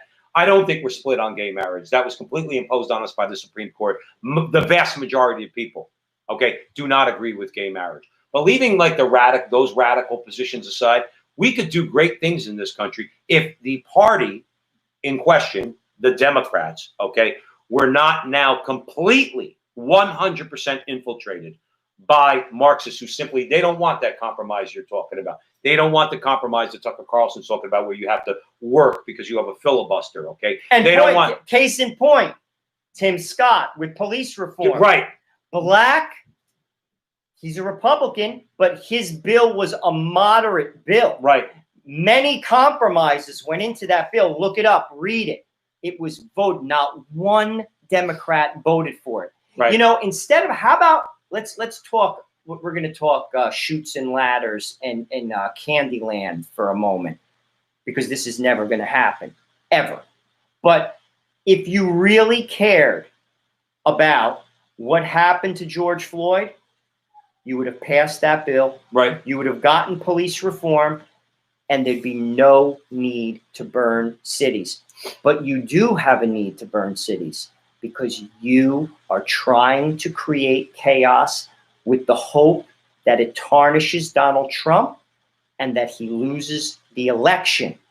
I only wish that a large swath of the Democrats who still will vote for Joe Biden could admit that. Right. Or see it, because it's true. And I'm telling you it's true. I am telling you. I believe that to my core because it is true. You see, if you cared about George Floyd, you would have passed that bill. Tim Scott had a fantastic speech, right, that he gave when that bill. He was, and he's admitted that he has felt the evil arm of prejudice in his life growing up in South Carolina as a poor man. And he put all his effort into that. Not one Democrat voted for it because it's not about the people. It's not about protecting people like George Floyd. Oh, they'll say it is. But Tim Scott put his best out there to get that through. Not having it because we want Donald Trump out of office. The hell with the American people. And to hell with Tim Scott. See, that's their inherent racism. Well, he's just a dumb Uncle Tom. They probably didn't use the word Uncle Tom. They probably used the word that you're not supposed to use because that's the way the Democrats are. We all know, everybody's put it out there now. Joe and I said it a long time ago. We didn't need Dinesh D'Souza to say it. We've always known that the Democrat Party was a racist party. We grew up in Newark. We see what they've done to black people in the city of Newark. Okay, but it didn't matter. He was just a dumb Uncle Tom to them. We don't have to listen. That didn't judge the bill, didn't judge the measures, like you said, that would have been effective, that would have addressed many of the issues that led up to the murder of George Floyd. Giving compromise, talk about compromise. Okay, compromising, letting the Democrats have input. They just, just totally dismissed it because they're racist. They are a racist party. Because if Black lives really did matter, they would have passed that bill. They would have listened to Tim Scott. What is he? Not an authentic black man? Or is it like Joe Biden said, if you're a Republican or you're thinking about voting for Trump and you're black, you're not really black? What a racist statement. Yet Orange Man is the racist? Biden made a blatantly racist statement when he said that. Nobody called him out on it. Press gives him a pass. Typical. Right. That's why the press, and we're going to get into this in our next segment, is the enemy of the people. They are. The press is the enemy of the American people. Because they hate your guts. Just like we mentioned the Democrat Party. Well, their communications arm is the mainstream media. Just like their military arm right now is Antifa, Black Lives Matter. They have all the apparatus in place, the structures in place. So their communications people are all in the media. And they go out there and they just say whatever the hell it is they want. But the New York Times aren't going to dox them, but they're certainly going to dox Tucker Carlson when all he's doing is he's just a major league thorn in their side. Well, we're going to talk a little bit about CNN, and they sound the alarm. Very interesting. This is coming from CNN. Please keep this in mind. This isn't coming from me. CNN says BLM, Black Lives Matter, fails to activate black vote for Joe Biden as Donald Trump unexpectedly holds firm. Now, this is CNN saying this. Harry Eaton of CNN, this is what he said. Joe Biden's advantage over Trump with black voters is currently smaller than Hillary Clinton's was. He breaks it down. The death of George Floyd and subsequent protests reshaped the presidential race. It brought race relations and racism and police brutality to the forefront. In that time, former Vice President Joe Biden's advantage over Trump expanded from about 6 points to 10 points. Interesting, however, Trump continues to do something perhaps unexpectedly among black voters, hold his own against Biden relative to many people's expectations. But if the race for president tightens, this is important, pay attention, Trump's small gain with black voters could make a difference. It could cost Biden 0.5 points nationally on the whole compared to where Clinton ended up. That may not seem like a lot, though it could make the difference in a close election. Me and Joe were talking about this beforehand. States like Michigan and Pennsylvania that have a large black voting bloc in Detroit and in Philadelphia, if they shift, and it's a close race in those states, and it probably will be a close race in those states, President Trump wins that state. Because you know what happens then? We come up with a new slogan, Black Votes Matter. And then those black votes that Biden is not going to get and that Trump may get, that could swing Pennsylvania. And to my larger point, what happened to George Floyd was horrible. But when it happened, they knew this, and they're exploiting it. Yeah. And here's the proof. CNN is hardly the first to notice Biden's serious problem in the black community. USA Today earlier in July published a feature piece headlined, "Young Black Voters Say They Aren't Enthusiastic About Joe Biden's Presidency."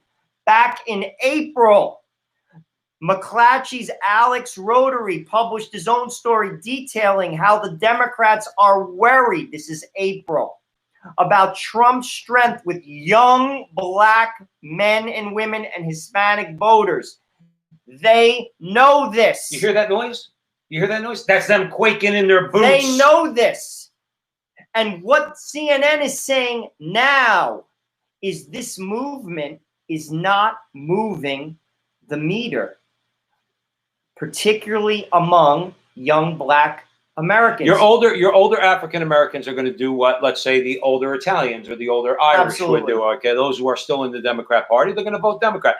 But look at what we're going to come up on a break in a minute or two. But let's just say, look at what, like we mentioned Kanye earlier, okay? But it's not just Kanye. You have all. Oh yeah, you got Charlemagne the God, right? I hate calling him that because it makes me twitch. Right, makes me twitch. I agree. But Charlemagne, you have Kanye, you have Terrence K. Williams, you have all these young black. I wouldn't even call them conservatives so much, even though they are conservative, but they've defected. They're defectors. What they are is they're slaves who ran away. You can't say it like that in polite company, like Joe said, but they'll say it themselves. They ran off the plantation of the Democrat Party, okay? And they are appealing to young black Americans because what are they doing? They're the same thing that we're trying to do with a lot of Catholics who are, let's say, voting for the Democrats, raising their consciousness to question some of the things that are being proposed that are not good for you. Particularly charter schools in inner cities. That's one of the biggest things that can happen is school choice, school, competition within the school system. It's primarily in the inner city. It's single moms who are struggling beyond belief. They want better schools for their children. And they deserve them. Okay? They deserve them. They didn't listen to Planned Parenthood and kill their child. They brought their children into the world, and now what they want is they want a good education system. So, I mean, and it's not too much to ask, but when you're coming to the Democrats and their union buddies, it's way too much to ask. But let's leave it there right now. We're going to take a break for just a couple minutes. You're listening to The Frontline with Joe and Joe Pasillo and Joe Resinello, way in the breach on the Crusade channel, always on air and always online at crusadechannel.com, the last live radio station standing. Our live chat room, the only social media out there worth actually socializing in, is online at crusadechannel.com/chat. Please like, follow, share, subscribe, hit the little bell with Joe and I at The Frontline with Joe and Joe on Facebook and YouTube. If you're feeling generous and you want to support our efforts, you could go on GoFundMe and you'll find Support The Frontline with Joe and Joe. Drop in a couple bucks. As always, we ask you to keep us in your prayers. So we're going to pick up the conversation on the other side of the break.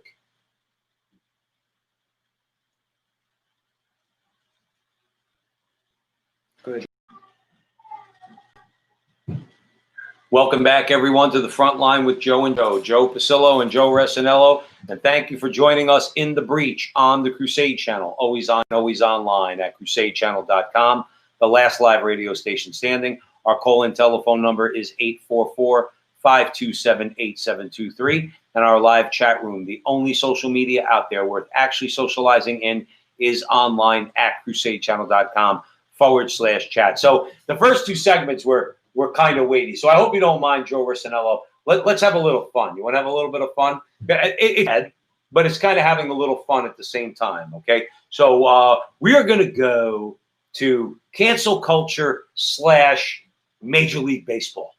So where are we going, Joe Resinello? Well, I want to let's give our good listeners a complete guide to canceling every team in Major League Baseball. Yeah, because remember, names have to be changed, right? So what was it? K-Chalk, right? In the Federalist. So he came up. Now his list is exhaustive.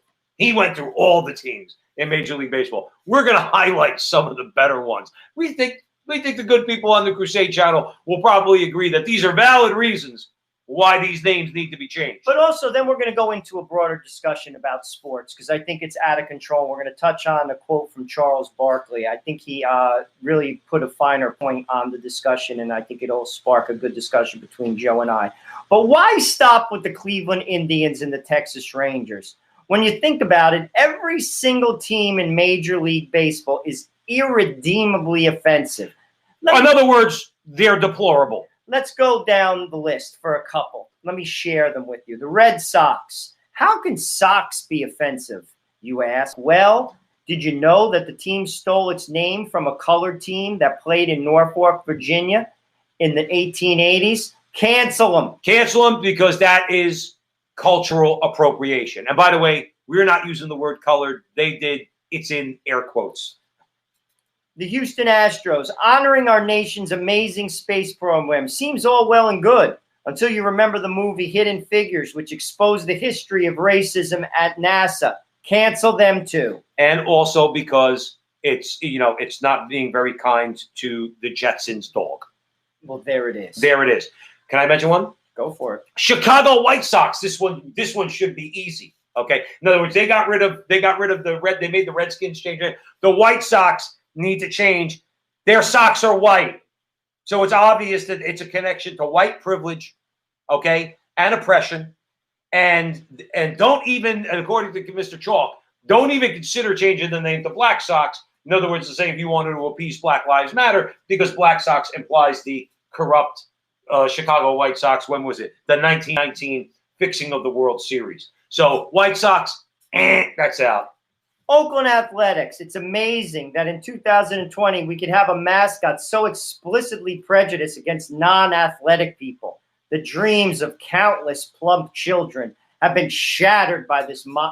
This name. Now, let's get this straight. Okay, I'm 52 years old. Okay, I grew up at a time when the Oakland Athletics won 3 national championships in a row, and I was a plump kid. I'm being honest, okay? My mother, I tell the story all the time. She hates when I tell the story. I was a nice little skinny kid, all right, when I was real small, okay? And I was nice and wiry and everything else. And my mother, because she was an Italian mother, thought I wasn't fat enough. So she prayed to God, and she goes, Mom, Jesus Christ, he's got no ass. He's got like she was saying. So what happened? A year later, I became the plump kid, okay? And I say this all to say I wasn't offended by the Oakland Athletics, but I guess your current crop of plump kids, they're going to be offended. Ergo, the Athletics, canceled. But Charles Barkley, I think, put a finer point on all this craziness. As we all know, Charles Barkley, great NBA, star, a very outspoken guy. He's an announcer, but he's also a fearless guy. Not just as a player, but I found in a lot of things, he's not afraid to speak his mind. Mm-hmm. This is what he had to say. He said, sports is becoming a woke circus with no real results. Sports used to be where fans can go and get away from reality. And then he continues. He says, and as fans financially struggle during this virus pandemic, they don't want to see a bunch of rich people constantly talking about social justice issues. It's going to be very interesting to see how the public reacts. I think that this is a financial disaster for the NBA, for the NFL, and for Major League Baseball. Can I ask you a question? I know this might seem a little far-fetched. It might seem far-fetched to all you good people listening to us on the Crusade channel, always on air and always online at crusadechannel.com. There is one aspect of this that I think is being overlooked. And I thought about this about sports, because you say to yourself, it can't possibly be in their financial interest to do this, right? Whether you're talking about the NBA, whether you're talking about Major League Baseball, certainly the NFL. Roger Goodell is a cultural warrior. He's our enemy. I think we could agree on that. People overlook one thing. You say, well, why would they do this? Because it will lead to lower ratings, lower revenues, perhaps even down the road, the destruction of these leagues. And then I thought in my mind, well, maybe that's what they want. Remember, sports, particularly in America, they represent manliness. Okay, just quite frankly, women's sports, they don't have the popularity, even amongst women, that men's sports do. And in our current, culturally Marxist environment that we live in, sports in and of themselves represent toxic masculinity. So my point in bringing this up is, and again, it's more of a question than it is a comment, is would you think that many of these people who have infiltrated professional sports want the destruction of those sports? See, is that a valid question? I mean, with the way that, men are portrayed in the culture, it's a question to be asked. Personally, I think people like Roger Goodell, they're out of touch. I think they're just out of touch with their clients. This is a loser. Roger Goodell makes $40 million a year and wants to continue to make $40 million a year. He wants to stay rich. I think he's out of touch. I think these players are also out of touch with the people that pay money for their tickets and buy their jerseys, and they're going to pay. This is a business. The NFL is a business. Don't think for a moment that these owners care about these men that play football for them. But Joe, they're not operating as a business. They should be neutral on these things. I think that's a mistake. Okay. I think that's their mistake. They are going to go to the cleaners.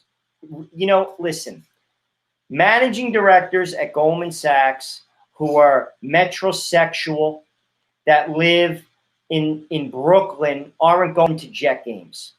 It's the guy that works for PSE&G. It's the cop. Right. The fireman. It's the fireman. Fireman Ed. Bingo. New York That's Jets. who's going. I don't know about, whoever's hearing my voice where you live, but I'm talking about, I'm a Jet fan. That's who are going to Jet games. Not some metrosexual coming out of Hoboken. They're not spending money, dropping $200 on a Sunday. They don't know who their clients are, and they're going to pay. Well, let's hope they do. I hope they do too, because I'm not watching it. I'm done. Well, as it is right now, okay, we're at the end of July.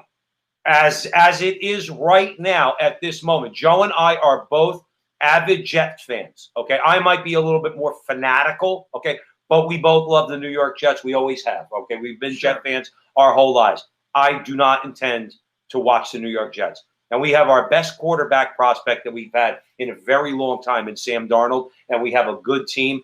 I do not intend to watch the New York Jets this year if, in fact, the NFL in general and the Jets don't change, because the Jets are making certain statements, too, now about racism and stuff like that, that I don't abide. I don't tune into the Jets to watch all these players who I love, like Jamal Adams and Sam Darnold, okay? But my thing is this, fellas, listen, I love you because you worked hard and you play football very, very well. You start talking about culture and politics, go get a podcast. That's what Joe and I've done. We don't bring the front line with Joe and Joe into our workplace, okay?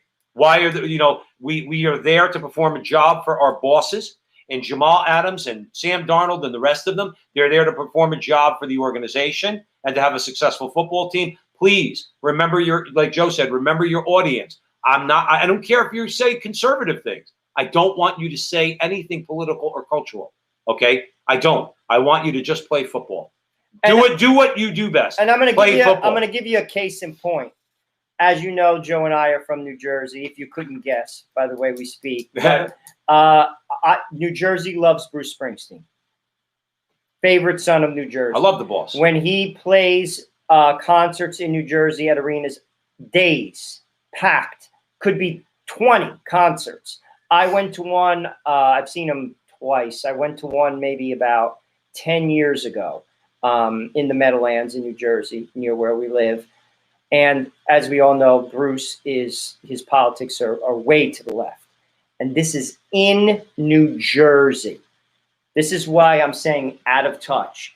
He started in between sets going on a political rant. He was booed. Bruce Springsteen, I was at the concert, was booed. People were like, just play music. It's the same thing. You see, they've lost perspective on who their audience is and what they do. They don't seem to care anymore. They think they're bigger than they are. LeBron James, listen, you're a great basketball player. I could care less what you have to say when it comes to politics. Bruce Springsteen, you write great songs. You're an entertaining guy. I could care less. And when I spend $100 to hear you in a concert, I am not interested in your political opinions. My best friend was telling me, and my best friend and I, we don't agree on everything politically and all that, or religiously. All right, we respect one another. He's fanatical Bruce Springsteen fan, and along the lines, just to tell you a quick story.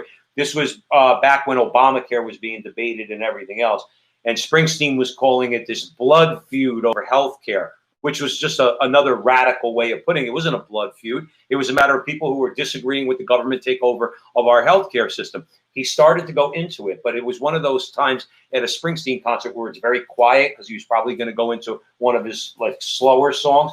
Very quiet. My friend had very good seats, so you could hear people from your seat. You could hear it on the stage. Springsteen he mentioned Obamacare. My best friend, who's not a partisan political guy, he just said, "Oh, come on, man, get back to the music." Springsteen heard him. He went, now this is my friend telling me, and he wouldn't lie about this. My friend said, Springsteen went, wow, okay, and went into the song. Now, my friend's not a rabid right-wing Republican conservative, okay? He just basically said what you said. Come on, man, play the song and leave the politics alone. because he should know his role. We have to know our roles. Absolutely. I can't go into my job and do what I do at the front line with Joe and Joe. Most people would tell me to beat it, even if they agreed with me, to be like, Joe, we're at work. We got to make money. What are you doing? Same thing in your job. Well, that's just basic respect, because there are lines. And like you said, and here's the thing, you are free to your opinion. I am not like the intolerant left. If you want to have your opinion, you're free to have. I'm not going to dox you.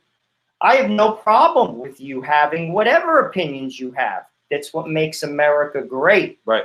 However, if I spend my hard-earned money to see you sing a song, to play baseball, to play basketball, to play football, and I have to sit there and hear this nonsense, as Charles Barkley said, this has turned into a circus, and I'm not going to do it. Right. You see, they think it's sadly that we're just going to, the sheeple will just continue to put money in the basket. And if you do, shame on you. You see, I'm going to tell you this, and we've said this in previous segments today, and I'm going to say it again and again and again and again and again because it's important. People don't feel shame anymore for doing what's wrong. They don't blush with shame. Right. The idea of right and wrong is thrown out. I'm going to tell you, trust me, I work in corporate America. I know what moves the needle. Money. You control people by their pocketbook. Don't give them a dime. Right. And it'll stop. It will stop as fast as you can blink an eye. If they cannot pay LeBron James, it's basic supply and demand economics. Exactly. If you cannot pay LeBron James's salary, how do you think he makes the money he makes? He makes it from you. Right. If he cannot get paid by his team, they will change their tune in a minute. Well, those people that you described at the Bruce Springsteen concert who started booing him, he doesn't care. You already bought the ticket. You already bought the ticket. The point is to stay away. You know what they're about. Okay? You know what they're going to do. They're not going to leave politics out of anything. Okay? Now, the people that agree with them, let them go. But when half the arena or half the stadium is empty, okay, and it starts costing them money, they say, well, why am I not filling the place? Because you're insulting your audience. Born to Run is not a conservative or a liberal song. It's just a good song. Thunder Road is not a conservative or liberal song. It's just a good song. Same with Promised Land, and same with all Bruce Springsteen's albums and singles. Okay? Why do you have to make it political? Because now I keep my money in my pocket. That's it. That's it. Just keep my money in my pocket. And I encourage all the good listeners on the Crusade channel, always on air and always online, to do the same. You see, that's how you control the narrative. That's right. It's what unions do, right? Unions basically tell a corporation, listen, you are going to pay my people. You think they pay people? You think they pay iron workers in New York City $60 an hour because they like them? They despise them. And whoever's building that building curses when he signs the check. But he knows he has to. Why? Because the union says we won't do the job unless you do this. It's called leverage. That's how you move the needle. People don't do things out of the goodness of their heart. That's what a Christian society should do. But sadly, we're not in heaven, and sadly, America doesn't operate that way. It probably never did. But it should in the future. It should. It no, should. But that's one of the reasons why we are here, and others, to try to say, again, we're not revolutionaries. I don't want to overthrow the United States government. I don't want to overthrow our economic system. Reforms are definitely needed to make this country a better place. But John Horvat wrote a book. Absolutely. Return to Order and get back to some semblance of a Christian order in America, which will benefit everybody, not just Christians. Okay. And do away with all this chaos. But you're also, listen, but at the same time, we're in the world, we're not of the world. You have to survive in the world, and you have to be a realist, and you have to be a purist. We're not in heaven. It's never going to be heaven. The world will never be heaven. Could we make improvements? Should we strive for perfection? Absolutely. But the reality is this. There are bad people on this earth. That's why there are jails. That's why there are cops. And you have to deal with them. You have to deal with bad people.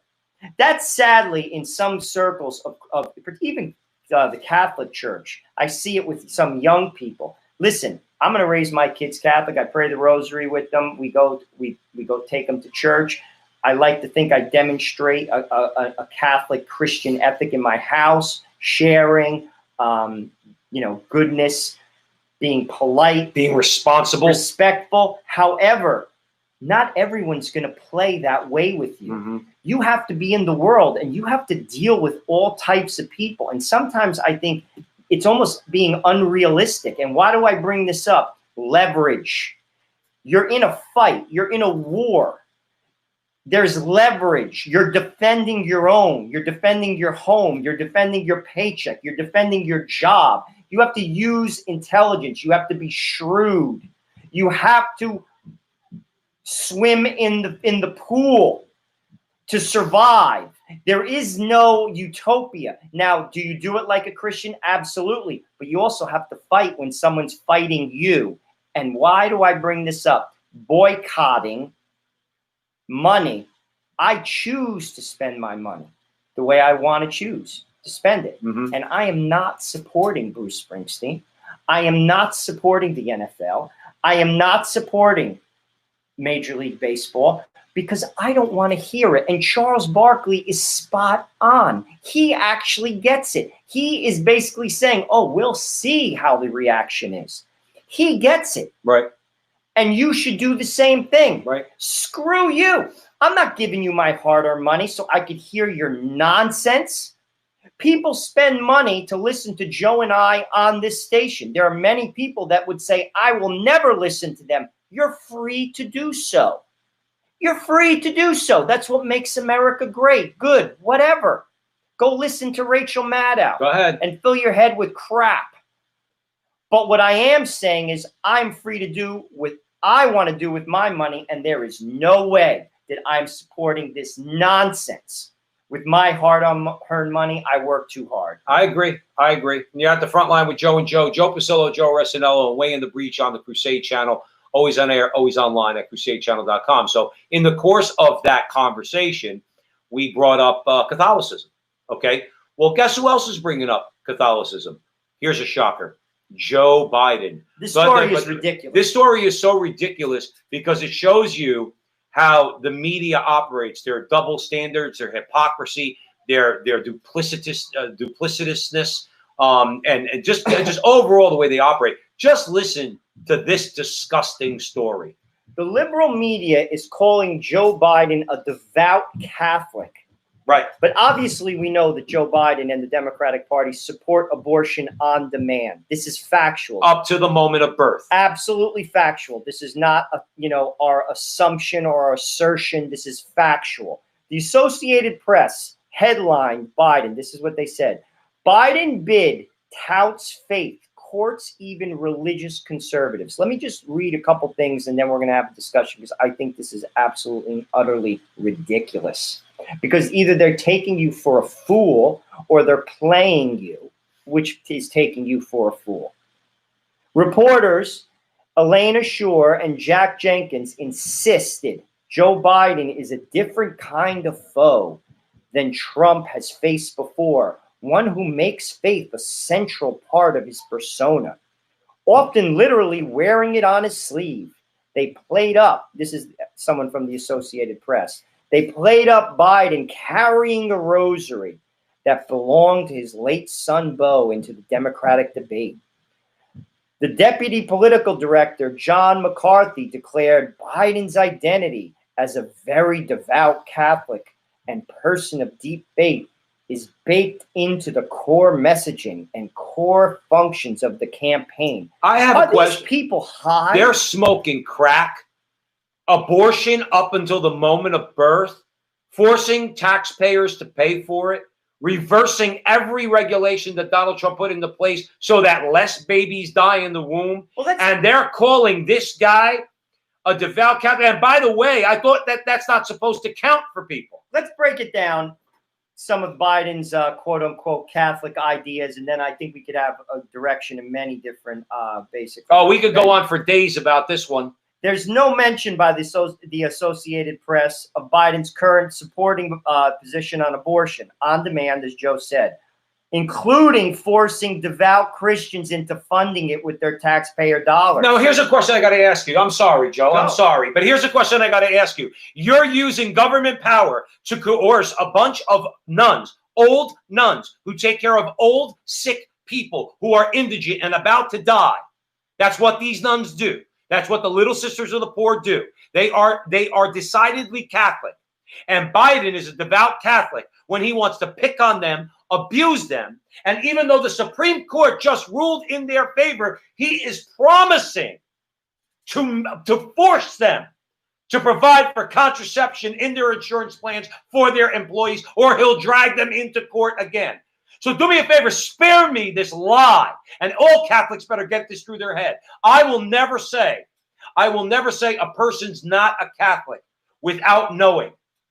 In Biden's case, we do know, based on the positions he takes, not as a politician, as a human effing being, okay? This guy is a disgusting man, and he is the opposite of a practicing Catholic, okay? And I am not being judgmental wrongly. He is the opposite of a practicing Catholic. Or that he's been endorsed by Planned Parenthood, which shamelessly said that they backed Biden because this is literally a life and death election. Right. Death, Joe Biden. Life, Donald Trump. Yeah, I agree with Planned Parenthood. Just which one supports death, which one supports life. There's no mention by the Associated Press of Biden pressuring Obama, the Catholic pressuring Obama into advocating for same-sex marriages, or that Biden presided over a gay wedding in 2016, drawing a rebuke from the U.S. Conference of Catholic Bishops. Now, clearly, the media is trying to pass off this badly disguised campaign pamphlet as real news. Clearly, they're trying to tap in to the Catholic vote, saying he's Catholic. First of all, any serious Catholic, any serious evangelical sees right through this. It's nonsense. It's like trying to get your religious news from the New York Times. I always tell that to people. Don't read about the Catholic Church in the New York Times. You're never going to get a fair shake. Right. But this is just utter and absolute nonsense. It also plays into something else, and we can explore this conversation. How little some Catholics know what the church teaches. Yeah. And this is the angle they're going on, and they're counting on it. You see, they're not counting on the daily communicant. They're not counting on the person that prays the rosary every day. They've lost them. They're not counting on the evangelical, the conservative evangelical. They're counting on the lukewarm. And sadly, there's a lot of you out there. And sadly, that's got to change. We're going to come up on a break in about 20 seconds. Let me say this, though, and then we're going to pick this up on the other side of the break. Even though if we don't get to our other conversations, we have to stick on important topics when we're in the breach on them. Remember why they're doing this. There's always, everything they do usually is a reaction to something. Catholic, particularly Catholic social media, is hammering the social media platforms for the need to vote for Donald Trump. And that's why they feel the need to do this, because you got a lot of Catholics, like you said, that might be low information, but they listen to Taylor Marshall or Jesse Romero or Mike Church, and they turn around and they say, oh, wow, I didn't know that. And they start to question whether or not they're going to vote for Biden. Okay, but we'll pick that up on the other side of the break. You're listening to The Frontline with Joe and Joe Pasillo and Joe Restinello, way in the breach on the Crusade channel, always on air and always online at crusadechannel.com, the last live radio station standing. Our call-in telephone number, 844-527-8723. And our live chat room, the only social media out there worth actually socializing in, is online at crusadechannel.com/chat. So, yeah, we'll pick this up. I think it's an important conversation to have. So we'll see you all on the other side of the break.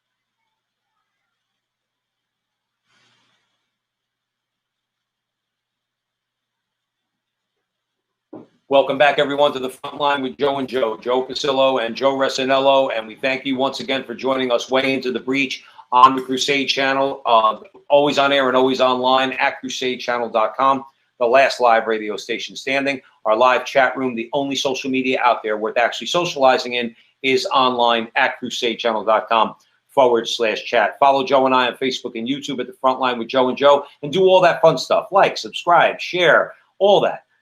So yeah, let's get back to this real quick. Very important, Joe. I think if you look particularly in the last year or so, as the onslaught against Donald Trump has gone more and more shrill, okay, coming from the left, major figures in Catholic media have been out there, okay, and they're successful. See, this is the thing. They're successful in convincing not just Catholics, by the way. A lot of Protestants listen to Catholics. They do. If you're saying something right, people will listen, okay? I hope a lot of our separated brothers and sisters will listen to us too, okay?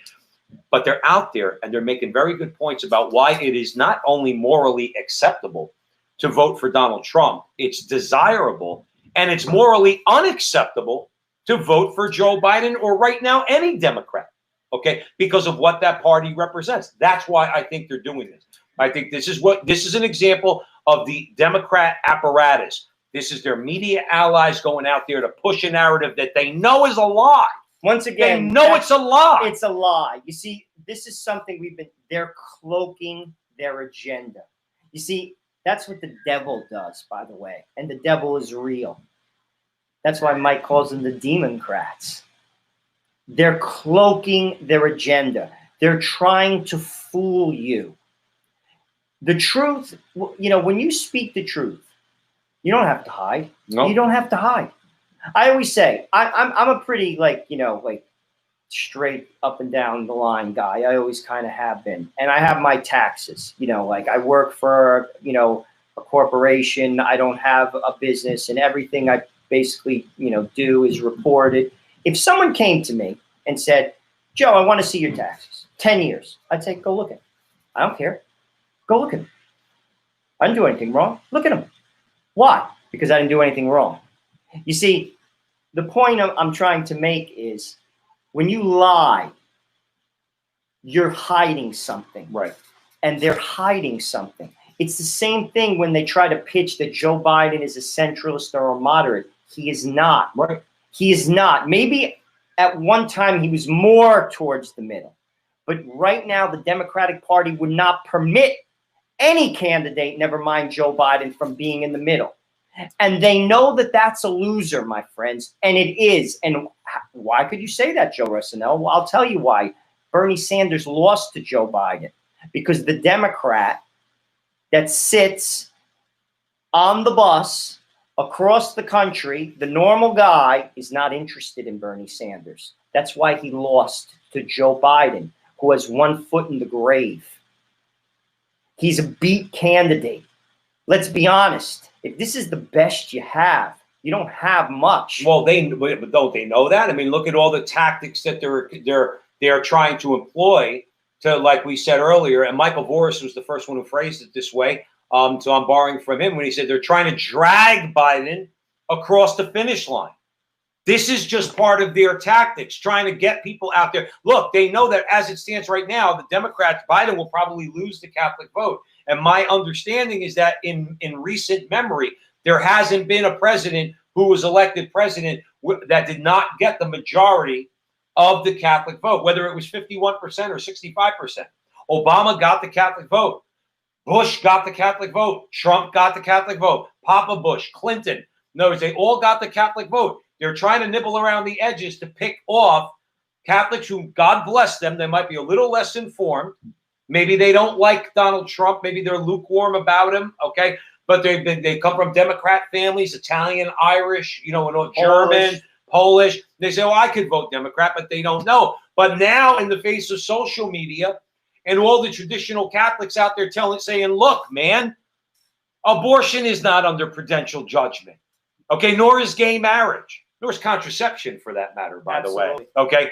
But get it straight. You vote for these people, even if you're moderately pro-choice, which Joe and I don't agree with, and the Catholic Church doesn't agree with. These people support abortion on demand up till the moment of birth. That's what you're voting for, and it's starting to resonate.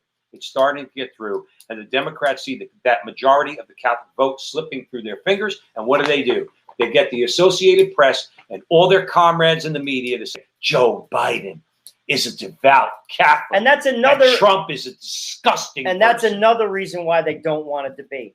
This is such a loser. This is a loser with independence. This is a loser with any rational human being. Do you know that this was said on The View? I think it was McCain's daughter. Ugh. But she said this. I think she said something like over 80% of America is against third trimester abortion. Well, that's a fact. We wish 80% of Americans were against abortion. But my point is, that's a loser. That's their platform. Right. You see, the abortion platform is so radical that it makes people want to regurgitate. It's disgusting. It's barbaric. And Joe Biden can't lie around it. If he does, it's almost laughable. He's damned if he does, and if he's damned if he doesn't. As Joe said, if he sat on that stage and Joe and Donald Trump said, Joe, you're for third trimester abortion. And if Joe's response is, that's a bunch of malarkey, Donald, he's a loser because his party will sink him. But if then he says he's for third trimester abortions, he's a loser. You're right, because all those people in this country that, and by the way, we covered it last week, abortion for pro-life people, for 25% of the electorate, abortion for pro-life people is the primary issue for why they vote. And that vastly outnumbers Democrats. Democrats who are pro-abortion, let's say, where it's the primary issue. Okay, that says a lot. That gives Trump the advantage here. If you look at it politically on the abortion issue, Trump says, I'm pro-life, just like half the country, and I'm certainly against third trimester abortions, like 80% of the country.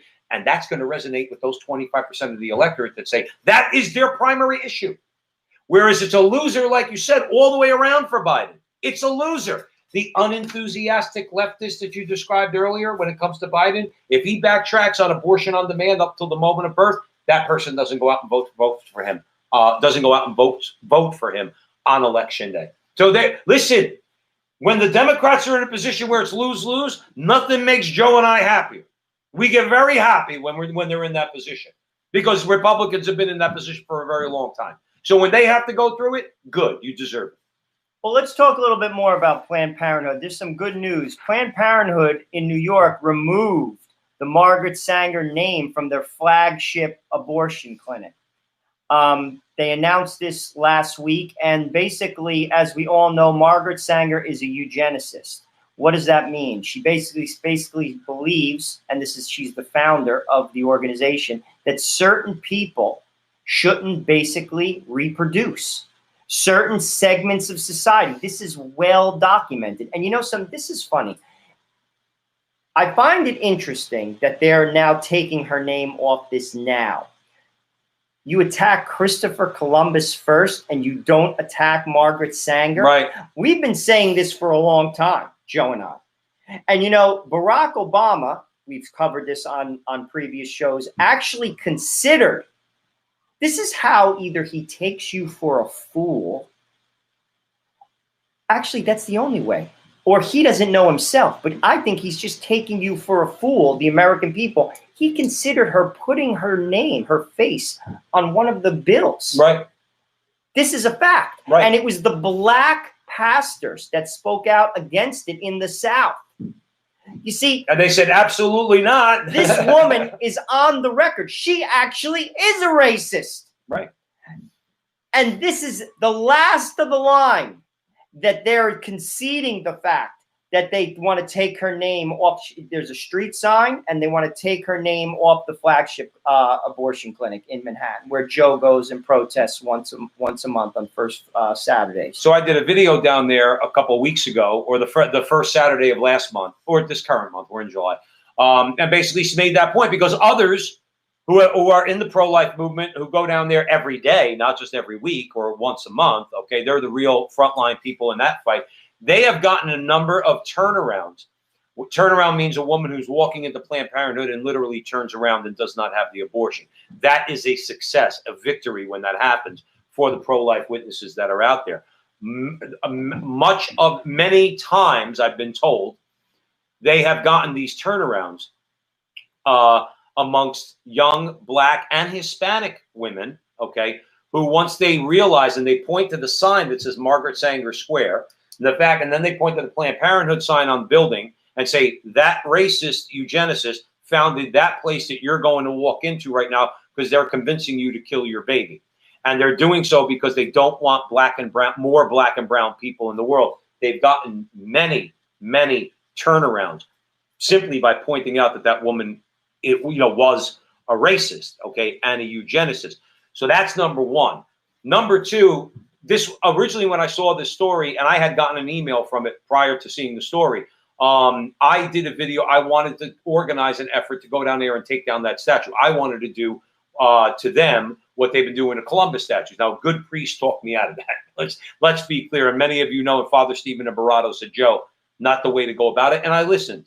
It's called obedience. A good man, a good priest told me, Joe, that's not the way to do it. Then what happened was then they turned around and they said they're taking it down. Now, is it to their credit? No, because Planned Parenthood is still a racist organization. Start closing up shop in the Black and Hispanic community, then maybe I'll take you seriously.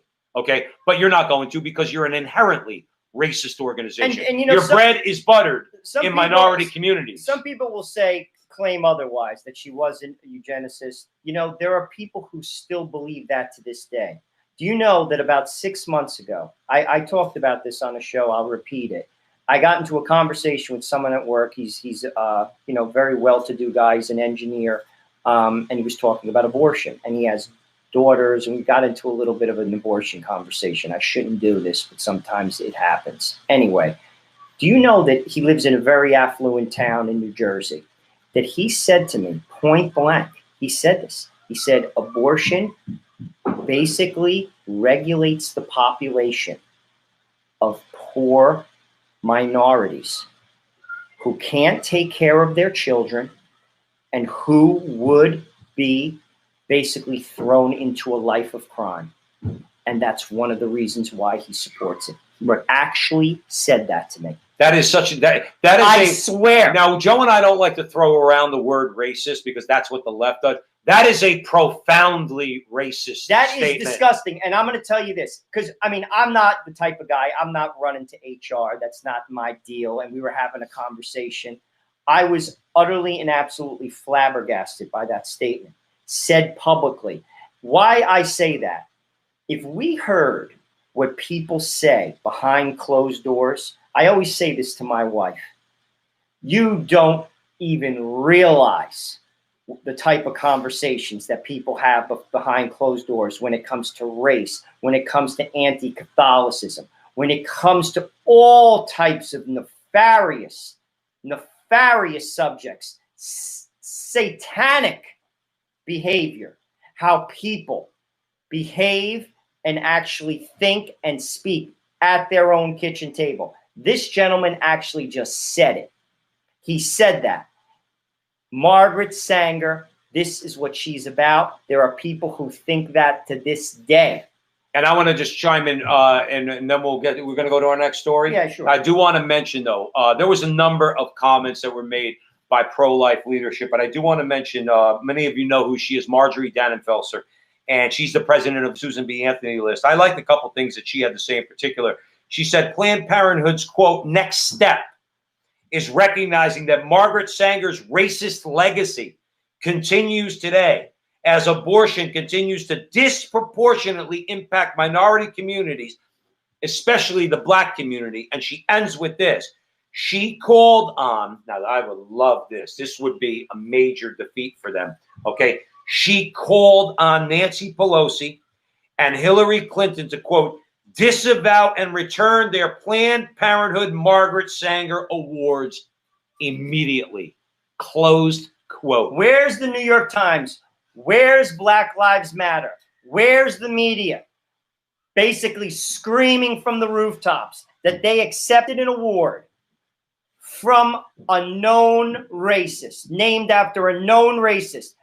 Dude, Hillary Clinton speaks about Margaret Sanger like she was the next greatest thing. She talks about her the way Catholics talk about the Blessed Virgin Mary. And that's probably not an exaggeration. I mean, not for nothing. That just shows not only the hypocrisy, it shows a lack, frankly, of information amongst the quote unquote woke people out there. Or they don't care.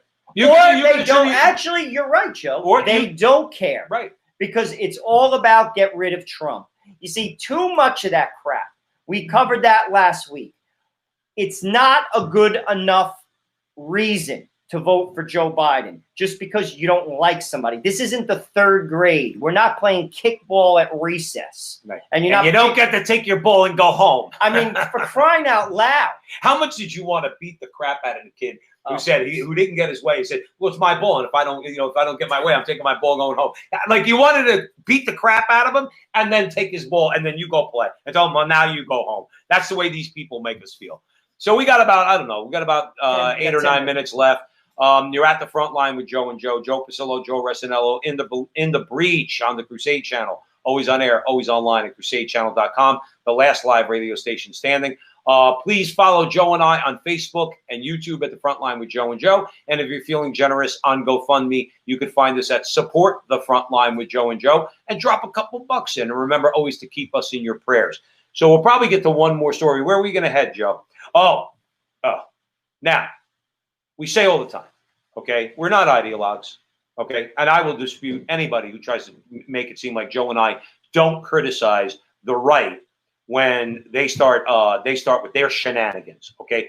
The Chamber of Commerce is squarely in the sights of the front line with Joe and Joe Resinello is going to tell you why. Well, basically, I mean, the Chamber of Commerce, this is clearly a Republican organization.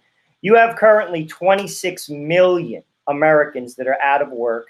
Basically, Donald Trump is pushing some legislation that's affecting folks in the Chamber of Commerce, whereby they say, 300,000? You got 300,000 businesses represented by the chamber, okay? It's visa workers, am I correct? Yes. Foreign workers. So what you have in a nutshell, okay, is that they're filing a lawsuit against Trump demanding, get this, demanding that the president of the United States, okay, allows them to import foreign workers. And as Joe said, while more than 26 million Americans are unemployed. So what you have is Tom Donahue. We've mentioned him before on the show. We don't, again, I don't want to badmouth anybody right now. The way this guy operates, we don't consider him a friend, okay? The lawsuit is because Trump expanded his executive order that halted, didn't eliminate, halted H-1B, H-4, H-2B, L-1, and J-1 visas, okay? So that foreigners, unfortunately, cannot come and take the jobs that right now Americans need. It's just, I mean, Joe, what's the problem? Americans are hurting right now. I was out of work for 3 months. I haven't been on unemployment since I was 18 years old. I don't want to be on unemployment. I want to be back at work. And that's just about taking care of your own. I mean, charity begins at home. I'm all for, listen, I've said it. I'm for legal immigration. I'm for helping, the stranger.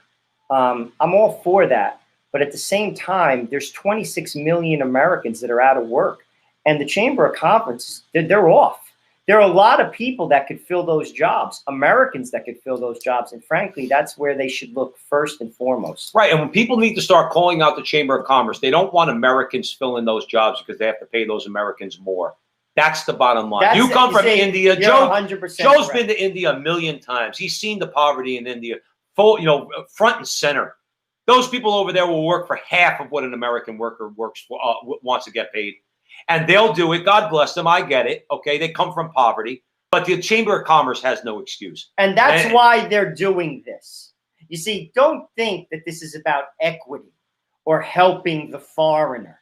This is about, it's in their financial interest. You see, this is why, again, the Republicans got it wrong sometimes too. Many times, actually. You see, we've said this on our show in the past. Joe and I we try not to look left or right. We look up. See, God is not going to judge you on the fact that you were a good Republican or a good Democrat. You got to be a godly person and you do the will of God. That's who gets into heaven.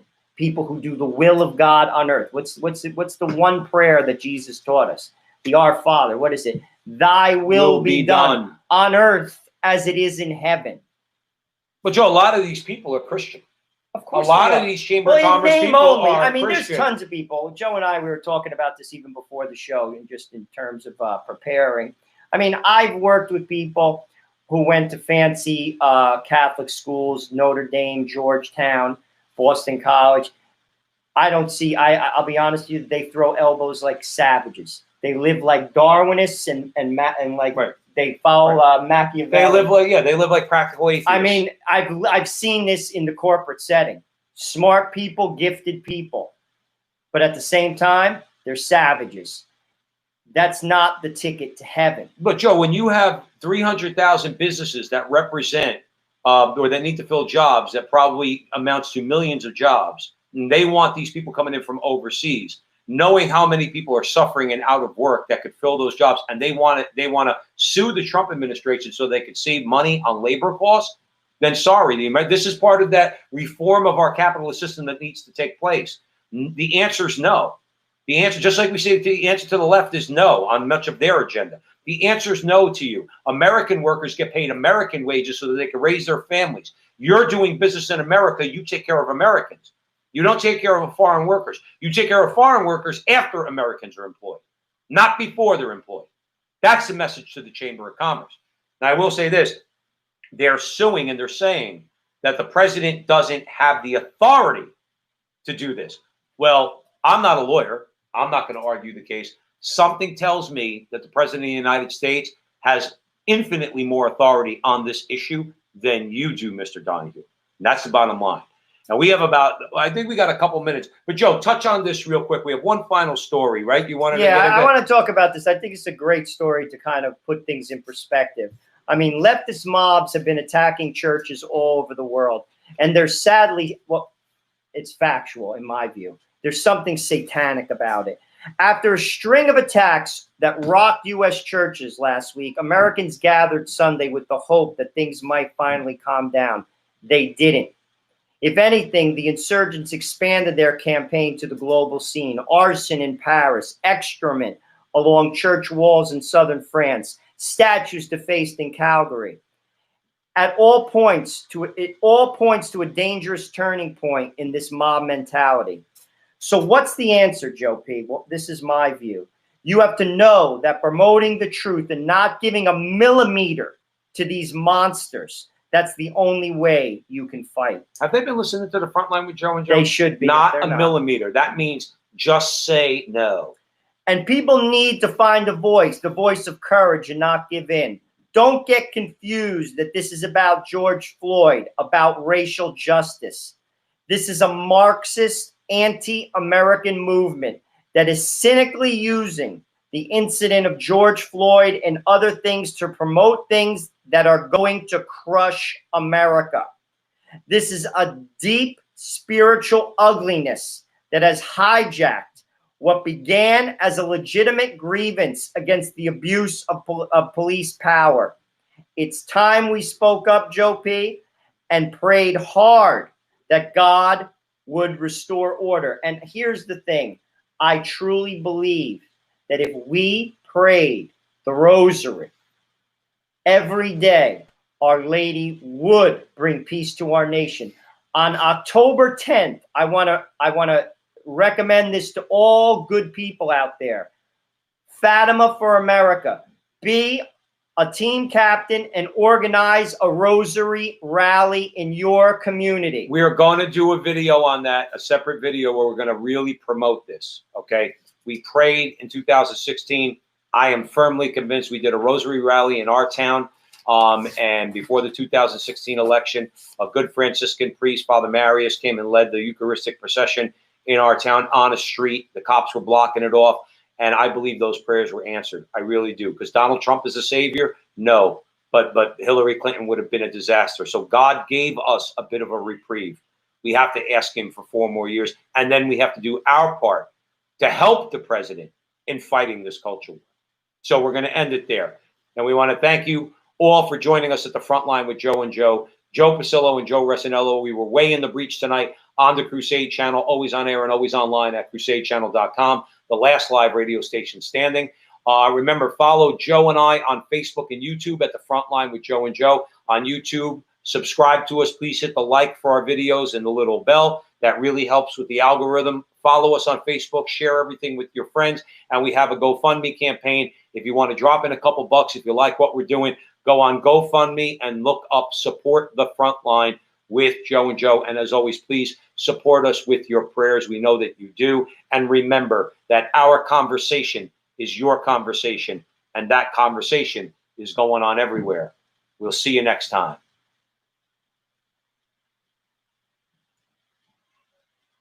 Good show.